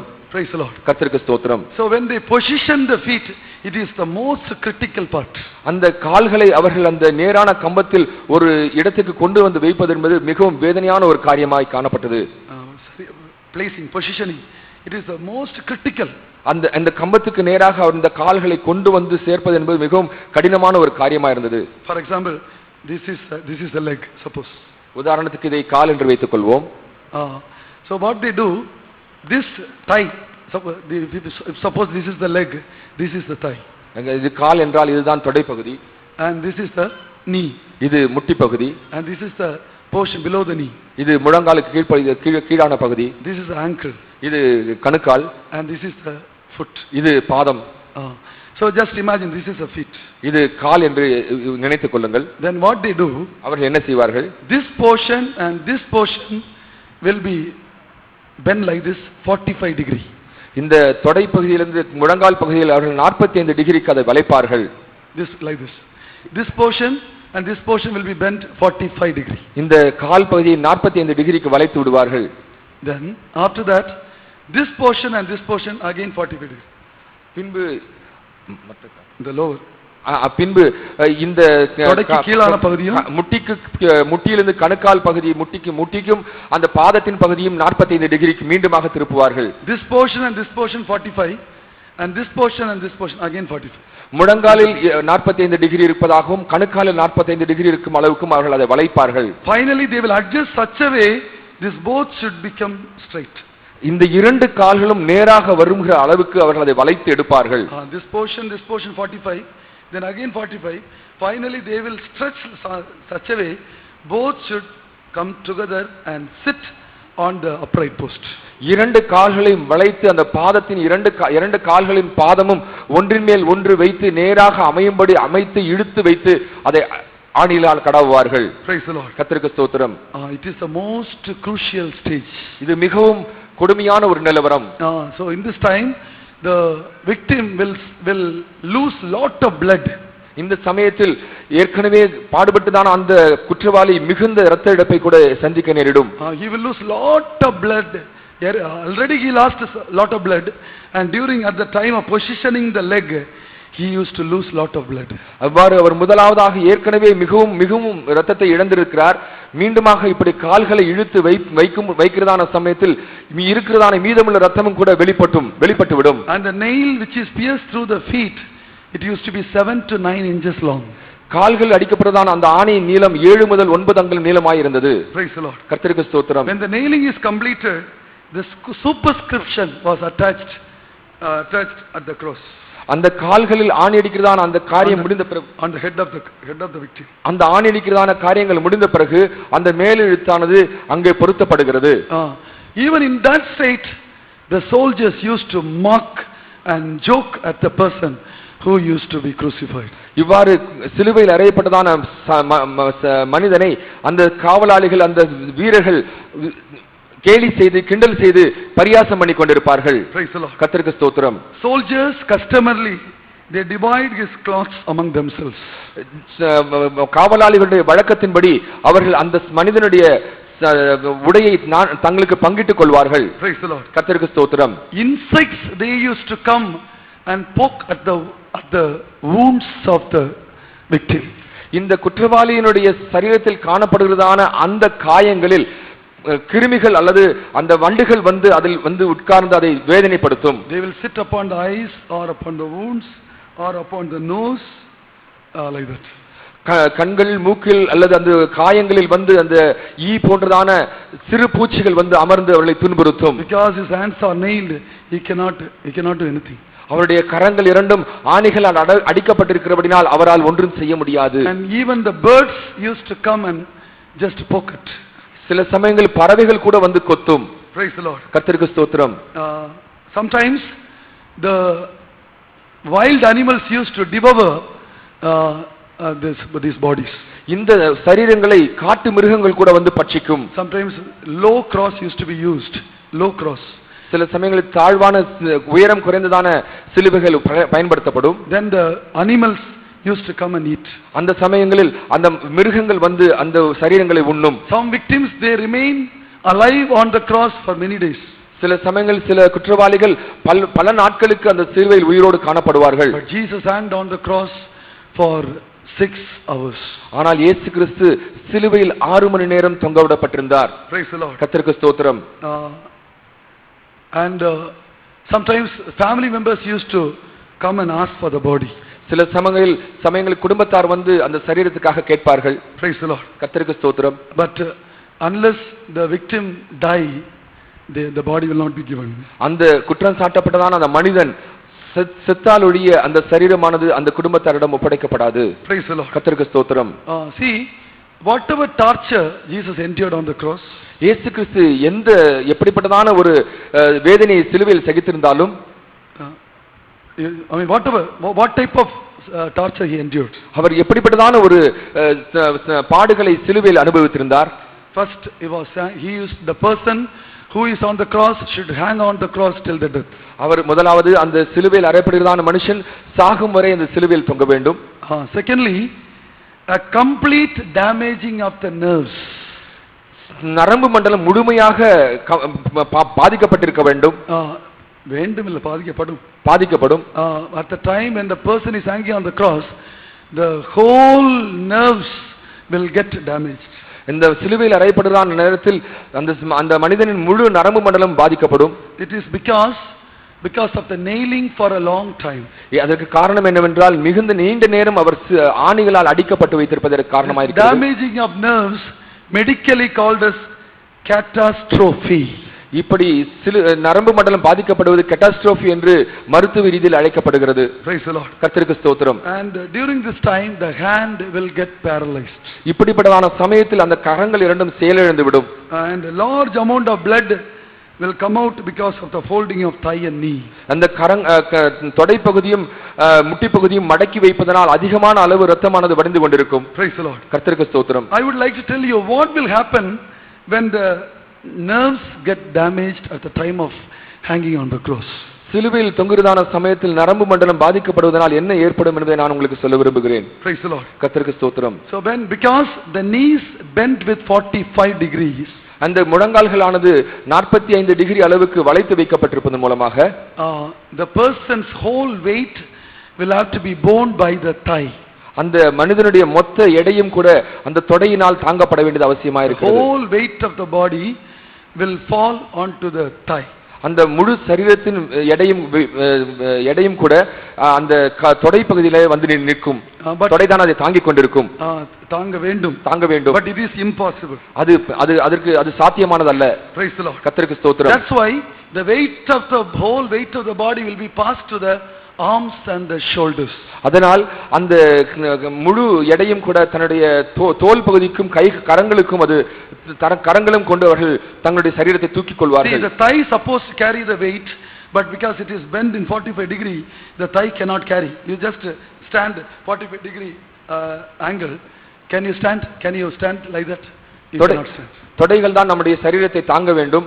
ஆனால் அந்த தொடைகள் முழங்கால் பகுதியில் 45 டிகிரி வளைத்திருப்பதனால் அந்த தொடைகளால் அந்த எடையை தாங்கக்கூடாத ஒரு நிலவரம் ஏற்படும். எனவே தங்களுடைய கரங்களால் அந்த உடலுடைய எடையை தாங்க முயற்சிப்பார்கள். All weight will be passed to the arms and the shoulders. ஆனால் அந்த கரங்களுக்கும் அந்த தோல் பகுதிக்கும் அந்த எடையானது எடையை அந்த கரங்களும் அந்த தோல் பகுதியும் தூக்க முயற்சி செய்யும். Then what will happen? அப்பொழுது என்ன நடக்கும்? Then the shoulders will get dislocated. அப்பொழுது அந்த தோள்பட்டை இரண்டும் தங்களுடைய இடத்திலிருந்து வடிவி விடும். Praise the Lord. கர்த்தருக்கு ஸ்தோத்திரம். After some time the elbow and the wrist will get dislocated. Elbow and wrist will get dislocated. அதற்கு பின்பாக முழங்கையும் மணிக்கட்டு பகுதியும் தங்களுடைய இடங்களிலிருந்து நழுவி விடும். First arms and shoulder will get dislocated. முதலாவது arms and shoulder, கரங்களும் தோள்பட்டையும் நழுவும். Next elbow and the wrist will get dislocated. இரண்டாவதாக முழங்கையும் மணிக்கட்டும் நழுவும். Because of that this outstretched arm will be stretched 6 to 9 inches long. இதன் மூலமாக இந்த நீட்டி கட்டப்பட்டதான கரங்கள் இரண்டும் 6 முதல் 9 அங்குலம் நீண்டு விடும். It will become longer than the normal size. அது தன்னுடைய சாதாரண நிலவரத்தை விட நீண்டு விடும். Because of the dislocation the hand will become longer. It will be longer than the normal size.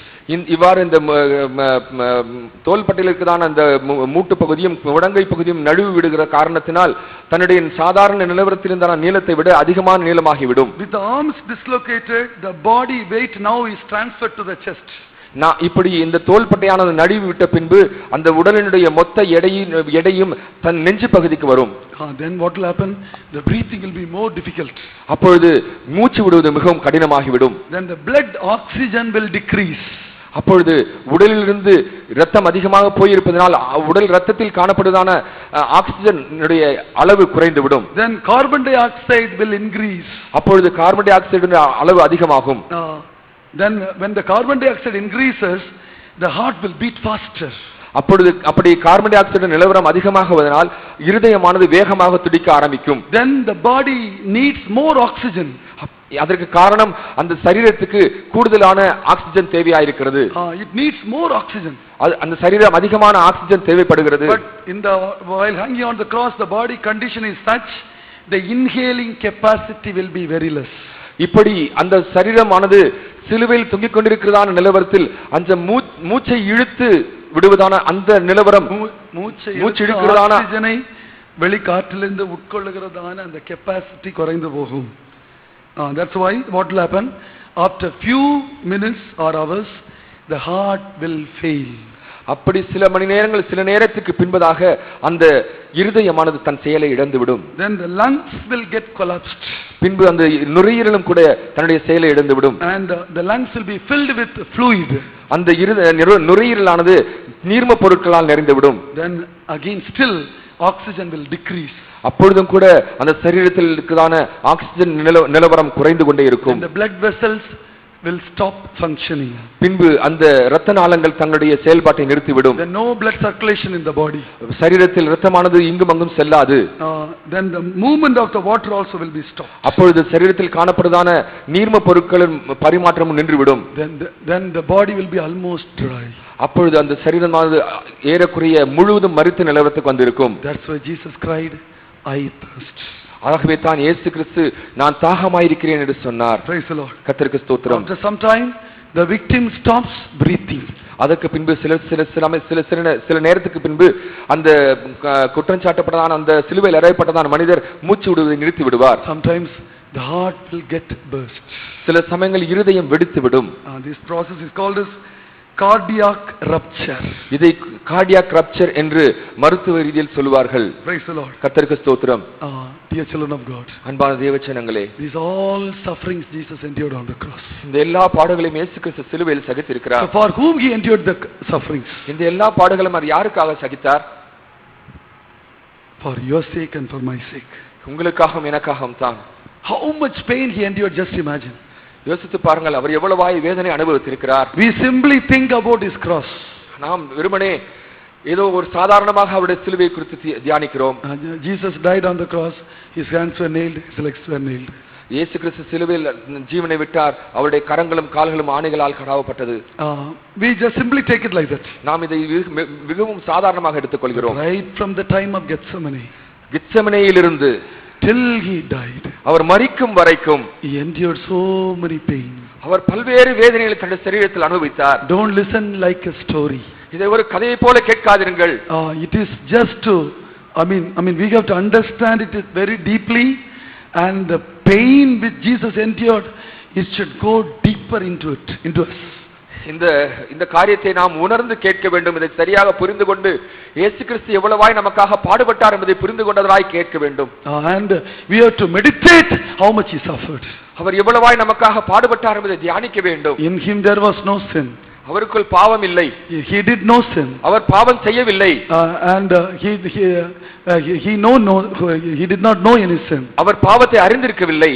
Yet for our sake, ஆனால் நமக்காக he took our sin upon himself. அவர் நம்முடைய பாவங்களை அவர் மேல் ஏற்றுக்கொண்டார். He died on the cross. அவர் சிலுவையில் மரித்தார்.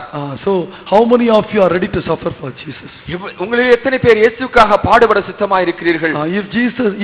If we truly understand the suffering of Jesus, நீங்கள் உண்மையாக இயேசுவின் பாடுகளை புரிந்து கொண்டால், we also will be ready to suffer. நாமும் கூட அவருக்காக பாடுபட சித்தமாவோம்.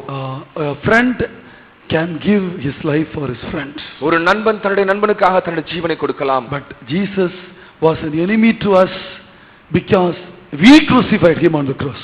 நாம் அவருக்கு சத்துருக்களாயிருந்தோம், ஏனென்றால் நாம் தாம் அவரை சிலுவையில் அறைந்தோம். But for our sake he died. ஆனால் அவர் நமக்காக மரித்தார். We are not his friends. நாம் அவருடைய நண்பர்கள் அல்ல. But we pushed our sin upon himself. நாம் நம்முடைய பாவங்களை அவர் மேல் சுமத்தி விட்டோம். And we condemned him as a sinner. நாம் அவரை ஒரு பாவியாக குற்றம் சாட்டி விட்டோம். But for our sake he died on the cross. ஆனால் நமக்காக அவர் சிலுவையில் மரித்தார். He endured all the pain on the cross. அவர் எல்லா பாடுகளையும் சிலுவையில் வேதனைகளையும் சகித்தார். Then how can we commit sin? இப்படி இருந்தால் நாம் எப்படி பாவம் செய்யலாம்? If Jesus endured this much pain on the cross, then how can we commit sin? இயேசு கிறிஸ்து இவ்வளவாய் நமக்காக சிலுவையில் பாடுபட்டிருக்கும்போது நாம் எப்படி பாவம் செய்யலாம்? Dear child of God, this blood can take you away from all your sin.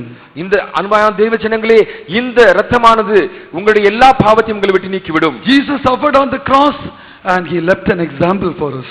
இயேசு கிறிஸ்து சிலுவையில் பாடுகளை சகித்து மரித்ததன் மூலமாக நமக்கு ஒரு உதாரணத்தை வைத்து போயிருக்கிறார். Praise the Lord. கர்த்தருக்கு ஸ்தோத்திரம். In 1 Peter chapter 2 verse 21. முதலாம் பேதுரு 2ஆம் அதிகாரம் 21ஆம் வசனம். Christ suffered for us, leaving us an example that ye should follow his steps. இயேசு கிறிஸ்து சிலுவையில் பாடுபட்டு நமக்கு ஒரு உதாரணத்தை வைத்து நாம் அவரை பின்பற்ற வேண்டும் என்று நமக்கு ஒரு உதாரணத்தை வைத்து போயிருக்கிறார். Praise the Lord. கர்த்தருக்கு ஸ்தோத்திரம். We who are the followers of Jesus, நாம் இயேசு கிறிஸ்துவை பின்பற்றுவர்களாய் இருக்கிறோம். and we also should suffer நாமும் for Jesus. கூட இயேசுவுக்காக கிறிஸ்துவுக்காக பாடுபட வேண்டும். That's why don't look at your suffering and murmur. ஆகவே நீங்கள் உங்கள் பாடுகளை கண்டு முறுமுறுக்க வேண்டாம். We have to just imagine or think about the sufferings of Jesus. நாம் இயேசு கிறிஸ்துவின் பாடுகளை தியானித்து இயேசு கிறிஸ்துவின் பாடுகளை நினைவு கூர்ந்து அவருக்காக நாம் பாடுபட வேண்டும். When we read Hebrews chapter 12 and verse 13. எபிரேயர் 12ஆம் அதிகாரம் Hebrews 12 verse 3. எபிரேயர் 12ஆம் அதிகாரம் 3ஆம் வசனத்தில் வாசிக்கும்போது, Consider him that endured such contradiction of sinners against himself, lest ye be wearied and faint in your minds. தமக்கு விரோதமாக பாவிகளால் செய்யப்பட்ட இவ்விதமான விபரீதங்களை சகித்த அவரையே நினைத்துக் கொள்ளுங்கள் என்று நாம் வாசிக்கிறோம். Praise the Lord. கர்த்தருக்கு ஸ்தோத்திரம். He endured the cross, verse 2. Endured the cross. அவர் சிலுவையை சகித்தார். He despised the shame. அவர் தான் வெட்கப்படுத்தினதை அவர் அலட்சியம் பண்ணினார். Praise the Lord. கர்த்தருக்கு ஸ்தோத்திரம். He endured all these things. We also have to consider it. இவர் இப்படிப்பட்டதான எல்லா பாடுகளையும் அவர் சகித்தார். இதை நாம் நினைத்துக் கொள்ள வேண்டும். Praise the Lord. கர்த்தருக்கு ஸ்தோத்திரம். When we read Isaiah chapter 53 verse 10. ஏசாயா 53ஆம் அதிகாரம் 10ஆம் வசனத்தை நாம் வாசிக்கிறோம். It was Father's desire to bruise Jesus. இயேசு கிறிஸ்துவை நொறுக்க சித்தமானார், இது பிதாவிட சித்தமாக இருக்கிறது என்று நாம் வாசிக்கிறோம். Praise the Lord. கர்த்தருக்கு ஸ்தோத்திரம். And when we read the 11th and 12th verses, நாம் 11ஆம் வசனங்களை 11ஆம் 12ஆம் வசனங்களை வாசிக்கும்போது what we read there, அங்க என்ன வாசிக்கிறோம்? he will be satisfied by seeing the travail of his soul. அவருடைய ஆத்ம வியாகுலத்தை கண்டு பிதாவானவர் திருப்தி அடைவார். அவருடைய ஆத்மீய வியாகுலத்தை கண்டு பிதாவானவர் திருப்தி அடைவார் என்று நாம் அங்கு வாசிக்கிறோம். Praise the Lord. கர்த்தருக்கு ஸ்தோத்திரம். So Father was satisfied when Jesus went through travail in his soul. இயேசு கிறிஸ்து தன்னுடைய ஆத்மாவில் வியாகுலப்பட்டதை குறித்து பிதாவானவர் சந்தோஷப்பட்டார். And it was pleasing the Father when Jesus was bruised. இயேசு கிறிஸ்து நொறுக்கப்பட்டதான காரியமானது பிதாவுக்கு விருப்பமாயிருந்தது, பிரியப்படுத்துகிறதாய் காணப்பட்டது. Sometimes we may get shocked. சில சமயம் நாம் அதிர்ச்சி அடையக்கூடும். Why Father was well pleased when Jesus was bruised? இயேசு கிறிஸ்து நொறுக்கப்பட்ட சமயத்தில் பிதா ஏன் மிகவும் அதை பிரியமாய் வைத்திருந்தார்? And when Jesus was undergoing the travail in the soul, why Father was satisfied? ஏன் பிதா இயேசு கிறிஸ்துவானவர் ஆத்மாவில் மிகவும் வியாகுலப்பட்டதான சமயத்தில் பிதாவானவர் ஏன் திருப்தி அடைந்திருந்தார்? Why? ஏன்? By his death, by his bruising, by his travail in the soul, we should be saved. அவருடைய மரணத்தின் மூலமாக, அவருடைய அந்த நொறுக்கப்படுவதன் மூலமாக, அவருடைய ஆத்மாவில் வியாகுலம் அடைவதன் மூலமாக நாம் மீட்கப்படுகிறோம். We are saved. நாம் மீட்கப்படுகிறோம். In the 12th verse what we read? 12ஆம் வசனத்தில் நாம் என்ன வாசிக்கிறோம்? He was numbered with the transgressors. அவர் பாவிகள் ஒருவராக எண்ணப்பட்டார். Praise the Lord. கர்த்தருக்கு ஸ்தோத்திரம். He poured his soul unto death. அவர் தன்னுடைய ஆத்மாவை மரணத்தில் ஊற்றினார். That's why he shall divide the spoil with the strong. He shall divide the spoil with the strong. கொள்ளை பொருளை பலவான்களோடு பங்கிடுவார். ஆகவே கொள்ளை பொருளை பலவான்களோடு பங்கிடுவார். Praise the Lord. கர்த்தருக்கு ஸ்தோத்திரம். What we learn from here? இதிலிருந்து நாம் என்ன அறிந்து கொள்கிறோம்? There are so many strong people who should be saved.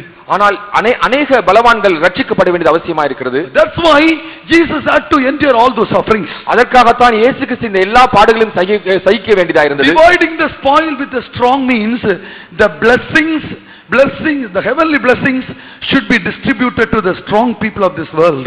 பலவான்களை அவர் தமக்கு கொள்ளையாக பங்கிட்டுக் கொள்வார் என்பதற்கு அர்த்தம் இந்த பலவான்களாகிய இந்த கொள்ளை பொருளை பலவான்களோடு பங்கிட்டுக் கொள்வார். கொள்ளை பொருளை பலவான்களோடு பங்கிட்டுக் கொள்வார் என்பதற்கு அர்த்தம் இந்த பலவான்களாகிய இவர்களுக்கு ரட்சிப்பை கொடுத்து அவர்களை தமக்கு சொந்தமாக்கிக் கொள்ள வேண்டும் என்று விரும்புகிறார். In the olden days, at the time of the battle, they will go against the enemies and they will get the spoil. I mean, they will defeat the enemies and get the spoil. பழைய நாட்களில் முன்னாட்களில் விரோதிகளுக்கு விரோதமாக எதிரிகளுக்கு விரோதமாக போய் சண்டையிட்டு அங்கிருக்கிறதான கொள்ளைகளை கொள்ளையாக கொண்டு வருவார்கள். And it will be divided among the people who are in the camp. பாளையத்தில் இருக்கிறவர்களோடு கூட அந்த கொள்ளையிட்டு கொண்டு வந்தான பொருட்களை பங்கிட்டுக் கொள்வார்கள். It is a blessing. அது ஒரு ஆசீர்வாதம். So like that, by the death of Jesus, the blessing is shared with so many people. இயேசு கிறிஸ்துவின் மரணத்தின் மூலமாக அந்த ஆசீர்வாதம் பல ஜனங்களோடு கூட பங்கிட்டுக் கொள்ளப்படுகிறது. He poured his soul into death. அவருடைய ஆத்மாவை மரணத்தில் ஊற்றிவிட்டார். He interceded for the transgressors. அவர் பாவிகள் ஒருவராக எண்ணப்பட்டார். He interceded for the transgressors. அவர் பாவிகளுக்காக பரிந்து பேசிக் கொண்டிருக்கிறார். பரிந்து பேசினார். And his soul was undergoing the travail. அவருடைய ஆத்மாவானது வியாகுலத்துக்கு உட்பட்டது. These all are for us. இதெல்லாம் நமக்காகத்தான். We all should be saved. நாம் எல்லாரும் ரட்சிக்கப்பட வேண்டும். Many people in this world should be saved. இந்த உலகத்தில் இன்னும் अनेक ரட்சிக்கப்பட வேண்டியது அவசியமா இருக்கிறது. He set an example that we also should suffer like this. ஆகவே தான் அவர் நீங்களும் இப்படிதான பாடுகளை சகிக்க வேண்டும் என்று நமக்கு ஒரு உதாரணத்தை வைத்து போயிருக்கிறார். By our suffering many will be saved. நம்முடைய பாடுகள் மூலமாக இன்று अनेक ரட்சிக்கப்பட முடியும். The corn of wheat, if it does not fall and die, it will remain alone. ஒரு கோதுமை மணியானது நிலத்தில் விழுந்து சாகாவிட்டால் அது மிகுந்த பலனை கொடுக்காது. It will remain alone. அது தனித்திருக்கும். But if it falls and dies, it will bring forth much fruit. அது விழுந்து செத்ததையாக மிகுந்த பலனை தரும். We have to die. நாம் மரிக்க வேண்டும். We have to suffer. நாம் பாடுபட வேண்டும். We have to endure the suffer as Jesus suffered. இயேசு கிறிஸ்து பாடு அனுபவித்தது போல நாம் கூட பாடுகளை அனுபவிக்க வேண்டும். He is an example that we should follow his footsteps. அவர் நமக்கு ஒரு உதாரணத்தை வைத்து போயிருக்கிறார். நாம் அவருடைய காலடி சுவடுகளை பின்பற்றி செல்ல வேண்டும். Praise the Lord. கர்த்தருக்கு ஸ்தோத்திரம். Once in a battle, one person called Charlie, he was seriously wounded. ஒருமுறை ஒரு யுத்தத்தில் சார்லி என்றதான ஒரு மனிதன் மிகவும் காயப்பட்டிருந்தார். Praise the Lord. கர்த்தருக்கு ஸ்தோத்திரம். And the battle was so serious, and the Charlie, who was a believer, he also was in the battle. He was in the force. He was in the army, and he also went for the battle. During the battle, by the enemies, he was affected and he was seriously injured. அந்த Charlie என்பவர் ஒரு விசுவாசியா இருந்தார். அவர் யுத்தத்தில் இருந்தார். அவர் ராணுவத்தில் இருந்தபடியால் அந்த யுத்தத்தில் அவர் மிகவும் அதிகமான அளவு அந்த எதிரிகளால் தாக்கப்பட்டு காயப்பட்டிருந்தார். And he must be only around 18 years old. அவருக்கு 18 வயது தான் இருக்கும். Praise the Lord. கர்த்தருக்கு ஸ்தோத்திரம். And he was very serious and he was taken to the hospital. அவர் மிகவும் சீரியஸான நிலையில் மருத்துவமனை கொண்டு செல்லப்பட்டார். And his condition was such, his legs have to be amputated. அவருடைய கால்கள் நீக்கப்பட வேண்டும், அறுத்து எடுக்கப்பட வேண்டும், நீக்கப்பட வேண்டும் என்ற நிலவரத்தில் அவர் காணப்பட்டார். And that's because he was very serious. அவர் மிகவும் மோசமான நிலவரத்தில் இருந்தார். And the doctor who was to ampute his legs, he was a Jew. அவருடைய கால்களை நீக்குவதற்கு அனுமதிக்கப்பட்டிருந்தான். அந்த மருத்துவரை அறுத்தெடுப்பதற்கு கால்களை அறுத்தெடுப்பதற்கு நியமிக்கப்பட்ட டாக்டர் ஒரு யூதன். Praise the Lord. கர்த்தருக்கு ஸ்தோத்திரம். And the Jew doctor came to him to ampute his legs. அந்த யூத மருத்துவர் அந்த காலை அறுத்தெடுப்பதற்காக வந்தார். Then he just asked Charlie, now I am going to do the amputation. அவர் சார்லியிடம் கேட்டார், சார்லி நான் இப்பொழுது உன்னுடைய காலை அறுத்தெடுக்க போகிறேன் என்று சொன்னார். Now before doing that, you just take some painkiller. இந்த painkiller injection. இந்த காலை அறுத்தெடுப்பதற்கு முன்பாக நீ வலி நிவாரணி இன்ஜெக்ஷன் எடுத்துக்கொள் என்று சொன்னார். Then what did Charlie say? அப்பொழுது சார்லி என்ன சொன்னார்? Right from my childhood I have never taken medicine. நான் என்னுடைய குழந்தை பருவத்திலிருந்து நான் மருந்து எடுக்கவில்லை. I will not allow you to put this painkiller injection. ஆகவே நான் இந்த வலி நிவாரணி ஊசியை எனக்கு போடுவதற்கு நான் அனுமதிக்க மாட்டேன் என்று சொன்னார். Doctor, you just do your work. Doctor நீங்கள் மருத்துவரே உங்களுடைய வேலையை நீங்கள் செய்யுங்கள். You just ampute my leg. நீங்கள் என்னுடைய காலை அறுத்தெடுங்கள். Painkiller injection is not necessary for me. வலி நிவாரணை ஊசி எனக்கு அவசியமில்லை. Then doctor was very much shocked. அப்பொழுது டாக்டர் மிகவும் அதிர்ச்சி அடைந்தார். What shall I do for this person? இந்த மனுஷனுக்கு நான் என்ன செய்ய முடியும்? How can I just ampute his legs? நான் எப்படி இவனுடைய காலை அறுக்க முடியும்? Without a painkiller injection how can I do this? இந்த வலி நிவாரணை ஊசி இல்லாமல் நான் எப்படி இவன் காலை அறுப்பது? Then later doctor said, okay, you don't take painkiller injection, but at least you drink some wine. நீ மருந்து நீ இந்த வலி நிவாரணி ஊசியை போட்டுக்கொள்ள வேண்டாம், அட்லீஸ்ட் கொஞ்சம் மதுவை குடித்துக்கொள் என்று சொன்னார். When you drink some wine you will forget your pain. நீ கொஞ்சம் மதுவை குடிக்கும்போது உன்னுடைய வலியை நீ மறந்து விடுவாய் என்று சொன்னார். You just take some wine, little wine. நீ கொஞ்சம் மதுவை குடித்துக்கொள். மது. Take little wine. நீ கொஞ்சம் மதுவை குடித்துக்கொள். Then what did Charlie say? அப்பொழுது சார்லி என்ன சொன்னார்? Doctor, I would like to tell you one thing. Doctor, நான் உங்களுக்கு ஒன்று சொல்ல விரும்புகிறேன். When I was a small boy, நான் சிறு பையனாக இருந்தபோது my mother asked me to take a promise. என்னுடைய தாயார் ஒரு சத்தியம் செய்யும்படியாக என்னிடம் சொல்லியிருந்தார். My mother told me, till you die you should not take wine. நீ மரிக்கும் வரைக்கும் நீ ஒருபோதும் மதுவை குடிக்க கூடாது என்று என் தாயார் எனக்கு சொல்லி இருக்கிறார். Then I have promised my mother, I will never taste wine all through my life. என்னுடைய ஜீவிய காலம் முழுவதும் நான் மதுவை ருசி பார்க்க மாட்டேன் என்று என் தாயிடம் நான் சத்தியம் செய்திருக்கிறேன் என்று சொன்னார். I honor my mother. என்னுடைய தாயை நான் மதிக்கிறேன். I will not disobey her. என்னுடைய தாயாருக்கு நான் கீழ்ப்படியாமல் போக மாட்டேன். I will not break that promise. அந்த சத்தியத்தை நான் உடைக்க மாட்டேன். I will not take wine. நான் மதுவை குடிக்க மாட்டேன். Now the doctor doesn't know what to do. இப்பொழுது இந்த டாக்டருக்கு என்ன செய்வது என்று தெரியவில்லை. This man is not taking painkiller injection. இந்த மனிதன் ஒரு வலி நிவாரணி ஊசி எடுத்துக்கொள்ள மாட்டேங்கிறான். He is not drinking wine. இவன் மதுவை குடிக்க மாட்டேன் என்று சொல்கிறான். How can I do the operation? நான் எப்படி இந்த அறுவை சிகிச்சை செய்வது? How can I ampute his leg? எப்படி நான் இவனுடைய காலை அறுத்தெடுப்பது? He became mad. அவன் அந்த டாக்டருக்கு பைத்தியம் பிடிப்பது போல ஆகிவிட்டது. What shall I do? நான் என்ன செய்ய முடியும்? He said, doctor, you do it. Doctor, you do it. அவன் சொல்வது என்னவென்றால், டாக்டர் நீங்கள் செய்யுங்கள். Don't fear. நீங்கள் பயப்பட வேண்டாம். You just ampute my leg. நீங்கள் என்னுடைய காலை அறுத்தெடுங்கள். Doctor was gnashing his teeth and he was slowly amputing his leg. அந்த டாக்டர் தன்னுடைய பற்களை கடித்துக்கொண்டு மெதுவாக அந்த காலை அறுத்தெடுக்க ஆரம்பித்தார். Then while he was doing the amputation, அவர் அப்படி தன்னுடைய அந்த காலை அறுத்தெடுத்துக் கொண்டிருக்கிற நேரத்தில் what did Charlie do? Charlie என்ன செய்தார்? Charlie was with his teeth he was holding the pillow. அவர் சார்லி தன்னுடைய பற்களால் அந்த தலையணையை கடித்து வைத்துக் கொண்டிருந்தார். Amputation was over. அந்த காலை அறுப்பது முடிந்து விட்டது. He is going to die now. அவர் மரிக்க போகிறார். Now he called the doctor. அவர் அந்த மருத்துவரை கூப்பிட்டார்.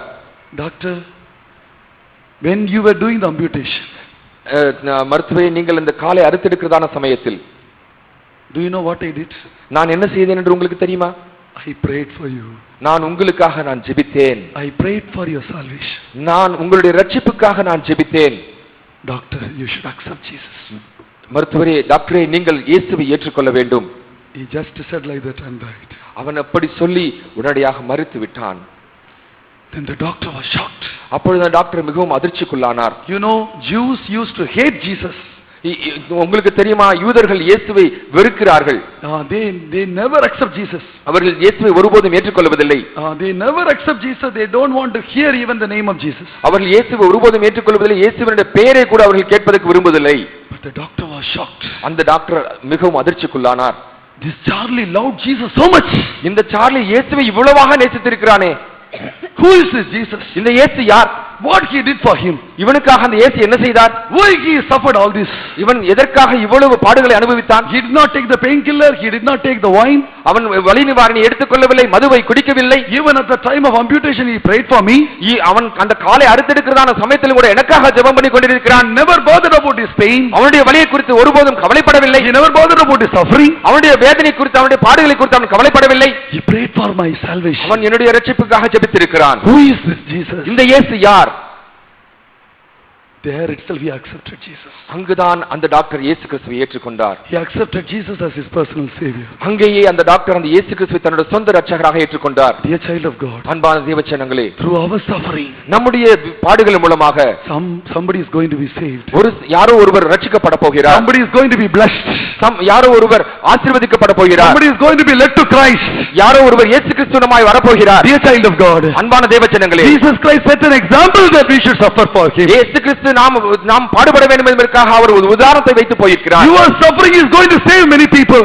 உங்களுடைய பாடுகளானது अनेகரை இரட்சிப்புக்கு கொண்டு வர போகிறது. Your suffering is going to bring many people to Christ. உங்களுடைய பாடுகளானது अनेகரை இயேசு கிறிஸ்துவிடமாய் கொண்டு வர போகிறது. Shall we all close our eyes? நாமளும் நம்ம கண்களை மூடுவோமா? All please close your eyes. எல்லாரும் கூட கண்களை மூடுங்கள். Those who are able to stand on the knees, please stand on the knees. யாரெல்லாம் உங்கள் முழங்கால் மேல் நிற்க முடியுமோ முழங்கால் நில்லுங்கள். Oh, Jesus suffered so much. இயேசு கிறிஸ்து எவ்வளவாய் பாடுபட்டிருக்கிறார். Jesus endured so much pain on the cross. இயேசு அதிகமான அளவு பாடுகளை வேதனையை சிலுவையில் சகித்திருக்கிறார். Gethsemane, he sweat blood. கெத்செமனேயில் அவர் இரத்தத்தை வேர்வையாக சிந்தினார். And he was scourged. Our வாரினால் அடிக்கப்பட்டார். His whole back was beaten and crushed. அவருடைய முழுவதுமாக உடுகப்பட்டது. He was pushed on the floor. அவர் தரையில் தள்ளப்பட்டார். And he lost so much blood.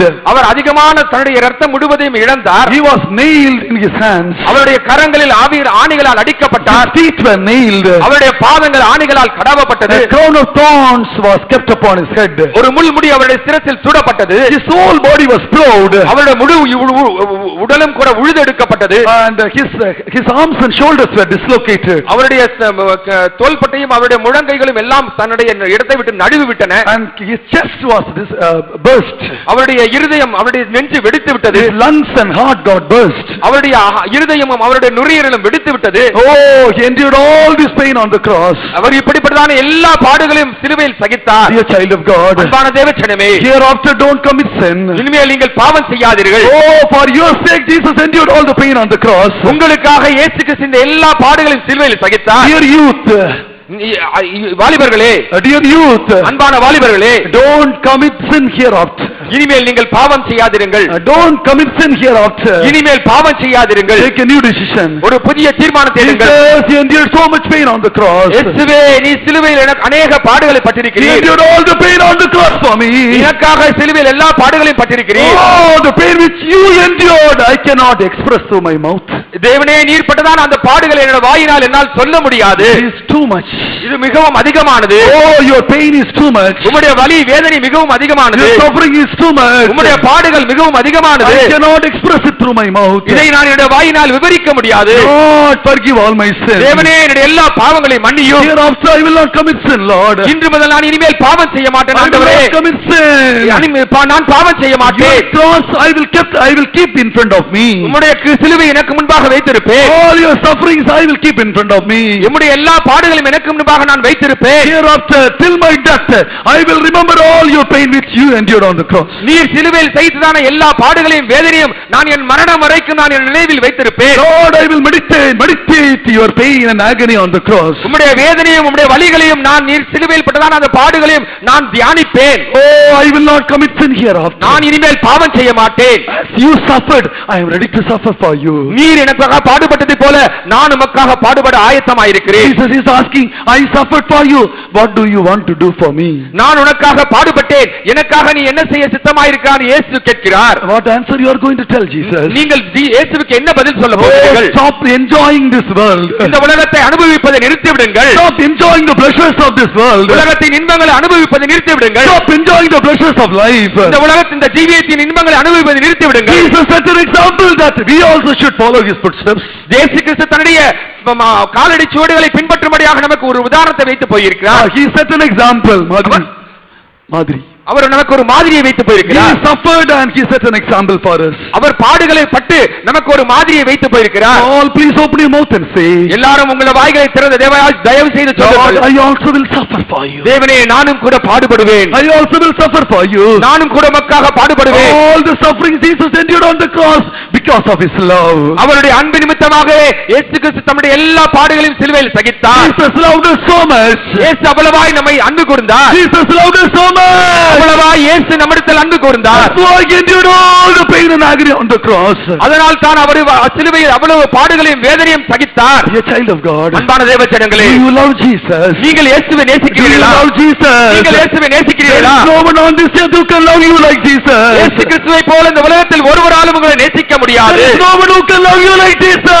இந்த உலகத்தில் யாரும் உங்களை இயேசுவை போல நேசிக்க முடியாது. Oh, what are you going to do for Jesus? நீங்கள் இயேசுவுக்காக என்ன செய்ய போகிறீர்கள்? Are you ready to love Jesus? நீங்கள் இயேசுவை நேசிக்க ஆயத்தமா Are you இருக்கிறீர்களா? ready to love Jesus? நீங்கள் இயேசுவை நேசிக்க ஆயத்தமா Are you இருக்கிறீர்களா? ready to suffer for Jesus? நீங்கள் இயேசுவுக்காக பாடுபட சித்தமா இருக்கிறீர்களா? Oh, through your suffering there will be a great blessing for so many people. உங்களுடைய பாடுகள் நிமித்தமாக அநேகருக்கு பல ஆசீர்வாதங்கள் கிடைக்க போகிறது. As the suffering of Jesus brought blessing for the whole mankind, இந்த இயேசு கிறிஸ்துவினுடைய பாடுகள் மூலமாக இந்த முழு மனுவர்க்கத்திற்கும் ஒரு ஆசீர்வாதம் வந்தது போல, if you suffer for Jesus, there will be a great blessing for many people. நீங்கள் இயேசுவுக்காக பாடுபடும்போது உங்களுடைய பாடு நிமித்தமாக அநேக ஜனங்களுக்கு ஆசீர்வாதம் கிடைக்க போகிறது. Be filled with the love of Jesus. நாம் இயேசு கிறிஸ்துவின் அன்பினால் நிறைவோமாக.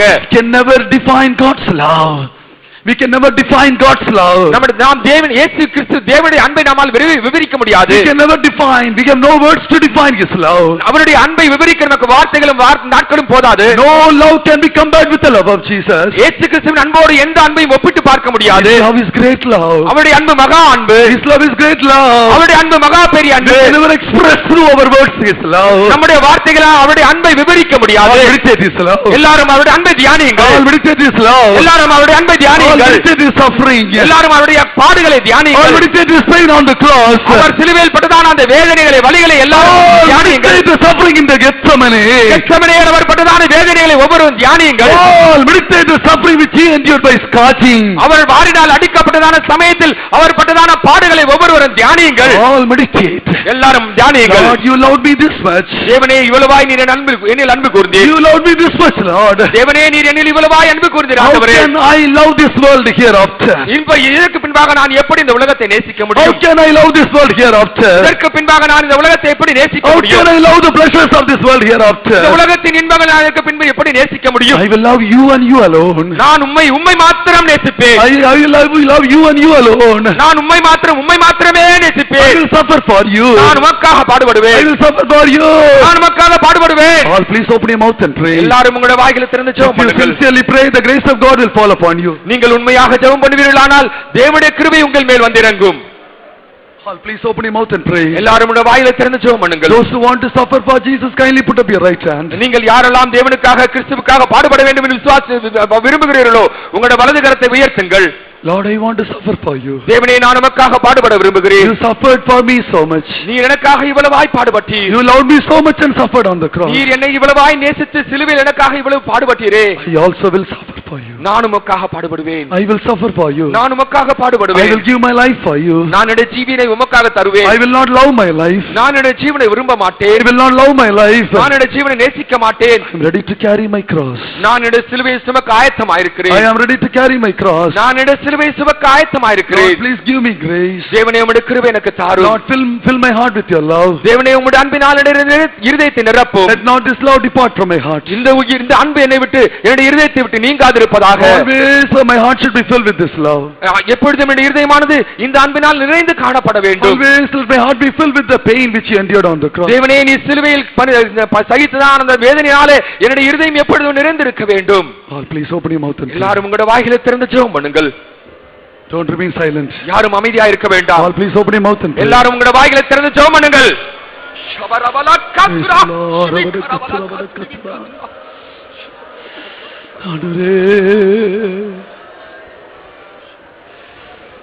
When I survey the wondrous cross on which the Prince of Glory died, my riches gain I count but loss, and for contempt on all my pride. Forbid it, Lord, that I should boast, save in the death of Christ my God. All the vain things that jar me most, I sacrifice them to His blood. எல்லாரும் தயவு செய்து வாயை திறந்து எல்லாரும் ஜெபம் பண்ணுங்க. யாரும் அமைதியா இருக்க வேண்டாம். ஆண்டவரே, நீர் எனக்காக இவ்வளோ பாடுகளை சகித்தீரையா, என்னை இவ்வளோ நீ நேசித்தீரையா, நான் உமக்காய் பாடுபட என்னை ஒப்புக் கொடுக்கிறேன் கர்த்தாவே. என்னுடைய மீதியான நாட்களில் கர்த்தாவே, என்னுடைய ஜீவியத்தில் உலகத்தை நேசிக்கும்படியாய், உலக இன்பங்களை கர்த்தாவே அனுபவிக்கும்படியா நான் விரும்ப மாட்டேன் கர்த்தாவே. உமக்காய் என்ன பாடுகள் வந்தாலும் நான் சந்தோஷமாய் நான் சகிப்பேன் கர்த்தாவே. எல்லாரும் புதிய தீர்மானம் எடுங்கள். நான் இனிமேல் பாவம் செய்ய மாட்டேன் ஆண்டவரே. என்னுடைய பாவத்துக்காய் உம்மை வாரினால் அடித்தார்கள், என்னுடைய பாவத்துக்காக அவருடைய கைகளிலும் கால்களிலும் ஆணி அடித்தார்கள், என்னுடைய பாவத்துக்காக அவருடைய தலையில் கத்த முட்கையிடம் சேர்த்து சூடினார்கள். ஆண்டவரே, என்னுடைய பாவத்துக்காக நீர் உடைய முழு கடைசி ரத்தத்தை சிந்தினீரே. ஆண்டவரே, என்னுடைய பாவத்துக்காக நீ பட்ட பாடுகள் தான் எவ்வளவு. ஆண்டவரே, இனிமே நான் பாவம் செய்ய மாட்டேன், இனிமே நான் பாவம் செய்ய மாட்டேன். எல்லாரும் புதிய தீர்மானம் எடுங்க. வாயை திறந்து ஜெபம் பண்ணுங்க. எல்லா வாலிபரும் ஜெபம் பண்ணுங்க, எல்லா பிள்ளைகளும் ஜெபம் பண்ணுங்க, எல்லா வயதானவர்களும் ஜெபம் பண்ணுங்க. கர்த்தர் உங்களுக்கு கிருபையை தருவார். எல்லாரும் புதிய தீர்மானம் எடுங்க, புதிய தீர்மானம் எடுங்க, புதிய தீர்மானத்தை எடுங்க. See from His earth, His hands His feet, sorrow and love flow mingled down. Did you such love and sorrow meet? Our thoughts compose, sorry crown, where the whole realm of nature mine, that man and all bring far to smile. Love so amazing, so divine, demands my soul, my life, my heart. When I serving the wondrous cross on which the Prince of glory died, my riches gain I count but lost, and forgotten are all my pride. He from His earth, His hands His feet, sorrow and love flow mingled down. Did you such love and sorrow meet? Our thoughts compose, sorry crown. எல்லாரும் தயவு செய்து புதிய தீர்மானம் எடுங்க. ஆண்டவரே, நீ எனக்காக எவ்வளோ பாடுகள் பட்டிருக்க தாவே, உனக்காய் நான் பாடுகளை பட ஒப்பு கொடுக்கிறேங்க தாவே. இயேசுக்கென்று பாடுகளை சகிக்க ஆயத்தமாக தங்களுடைய வலது கரத்தை உயர்த்துங்கள். இயேசுக்காய் பாடுபட ஆயத்தமாக இருக்கிறவர்கள் தங்களுடைய வலது கரத்தை உயர்த்துங்கள். ஆண்டவரே, இதுவரைக்கும் கர்த்தாவே இந்த உலகத்தை நான் அனுபவிக்கும்படியாய், பாவ இன்பங்களை அனுபவிக்கும்படியாய் அவர்களின் பின்னாய் நான் ஓடிக்கொண்டிருந்தேன். இனிமே நான் அப்படி செய்ய மாட்டேன். உமக்காய் என்ன பாடுகளை நான் சகிக்க ஆயத்தமா இருக்கிறேன்.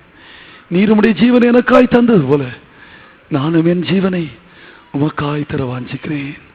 ஆண்டவரே, என்னை ஏற்றுக்கொள்ளும், என்னை ஏற்றுக்கொள்ளும் ஆண்டவரே. எல்லாரும் தயவு செய்து வாய் திறந்து ஜெபம் பண்ணுங்க. யாரும் அமைதியா இருக்க வேண்டாம், யாரும் அமைதியா இருக்க வேண்டாம். தயவு செய்து வாய் திறந்து ஜெபம் பண்ணுங்க. ஆண்டவரே, உமக்காய் நான் பாடுபட ஆயத்தமா இருக்கிறேன் கர்த்தாவே. உமக்காய் பாடுபட ஆயத்தமா இருக்கிறேன் கர்த்தாவே. ஆண்டவரே, என் ஜீவத்தை நான் அர்ப்பணிக்கிறேன். என் ஆவியாத்ம சரீரத்தை நான் உமக்கு தருகிறேன் கர்த்தாவே.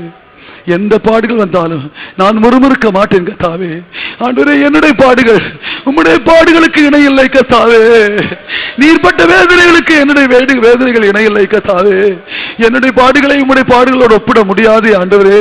உம்முடைய பாடுகள் எவ்வளவு பாடுகள், நீ எவ்வளவோ வேதனைகளை பட்டிருக்க கர்த்தாவே. ஆண்டவரே, ஆண்டவரே, என்னுடைய பாடுகளில் நான் முறுமுறுக்க மாட்டேன் கர்த்தாவே. இனிமேல் பாவத்தின் பின்னாய் நான் போக மாட்டேன். தீர்மானம் எடுங்கள் எல்லாரும், புதிய தீர்மானம் எடுங்கள். கர்த்தர் உங்களுக்கு கிருபை தர வாஞ்சிக்கிறார். அவருடைய கிருபை தர வாஞ்சிக்கிறார். அவருடைய கிருபை தர வாஞ்சிக்கிறார். ரபன கத்து ரபன கத்துரா சிகர கதிர கத்து ரபன கத்து ரபன கத்திரி கத்து ரபன கத்துரா சிகர கதிர கத்து ரபன கத்து கத்து ரபன கத்துரா. ஆண்டவரே, ஆண்டவரே, அநேகர் அமைதியா இருக்கிறீர்கள். வாயை திறந்து ஜெபிக்க மாட்டேங்கிறீர்கள். நீ வாயை திறந்து ஜெபம் பண்ணுங்க. இயேசு இவ்வளவு பாடுகளை சகித்திருந்தால் நானும் பாடுபட ஆயத்தமா இருக்கிறேன் என்று வாயை திறந்து ஜெபம் பண்ணுங்க. அமைதியா இருக்க வேண்டாம், அமைதியா இருக்க வேண்டாம். கிறிஸ்தவர்கள் அமைதியா இருக்கக்கூடாது, கிறிஸ்தவர்கள் அமைதியா இருக்கக்கூடாது. இயேசுடைய இவ்வளவு பாடுகளை குறித்து கேள்விப்பட்ட நாம் அமைதியா இருக்கக்கூடாது. வாயை திறந்து ஜெபம் பண்ணுங்க. இயேசுக்கா பாடுகளை சகிக்க தீர்மானம் எடுங்க, புதிய தீர்மானம் எடுங்க. கர்த்தர் கிருபை தர ஆயத்தமா இருக்கிறார். கர்த்தர் கிருபை தர ஆயத்தமா இருக்கிறார். அவருடைய கிருபை உங்களுக்கு போதுமானதா இருக்கிறது. அவருடைய கிருபை உங்களுக்கு போதுமானதா இருக்கிறது. வாயை திறந்து ஜெபம் பண்ணுங்க. ஆண்டவரே, உமக்காய் நான் பாடுபட ஆயத்தமா இருக்கிறேன். உமக்காய் கஷ்டங்களை சகிக்க ஆயத்தமா இருக்கிறேன். உமக்காய் துன்பங்களை சகிக்க ஆயத்தமா இருக்கிறேன். நான் என் உலகத்தை நேசிக்க மாட்டேன். நான் உலகத்தை நேசிக்க மாட்டேன்.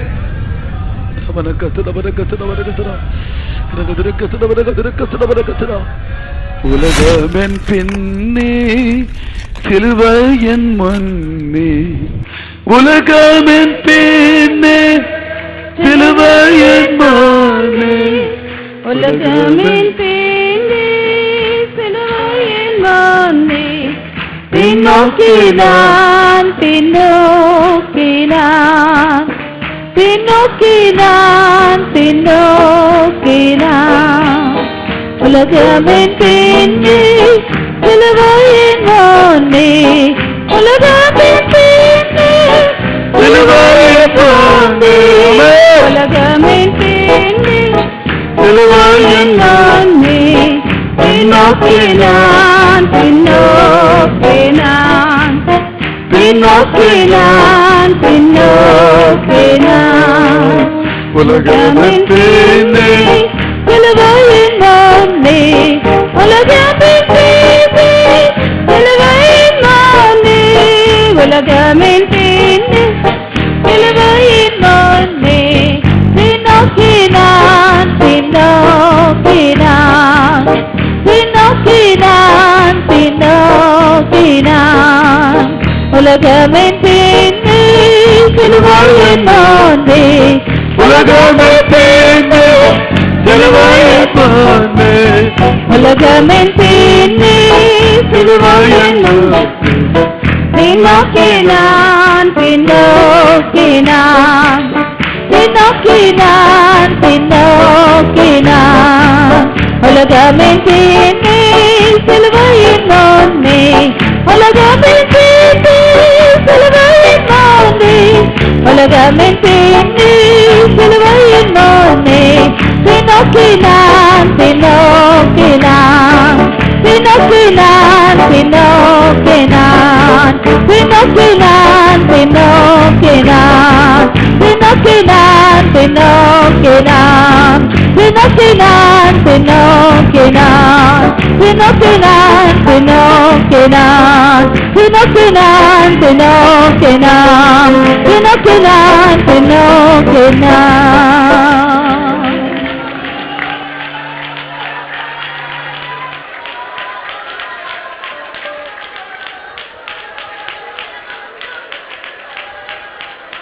நாம் கர்த்தரை ஸ்தோத்திரம் பண்ணுவோம்.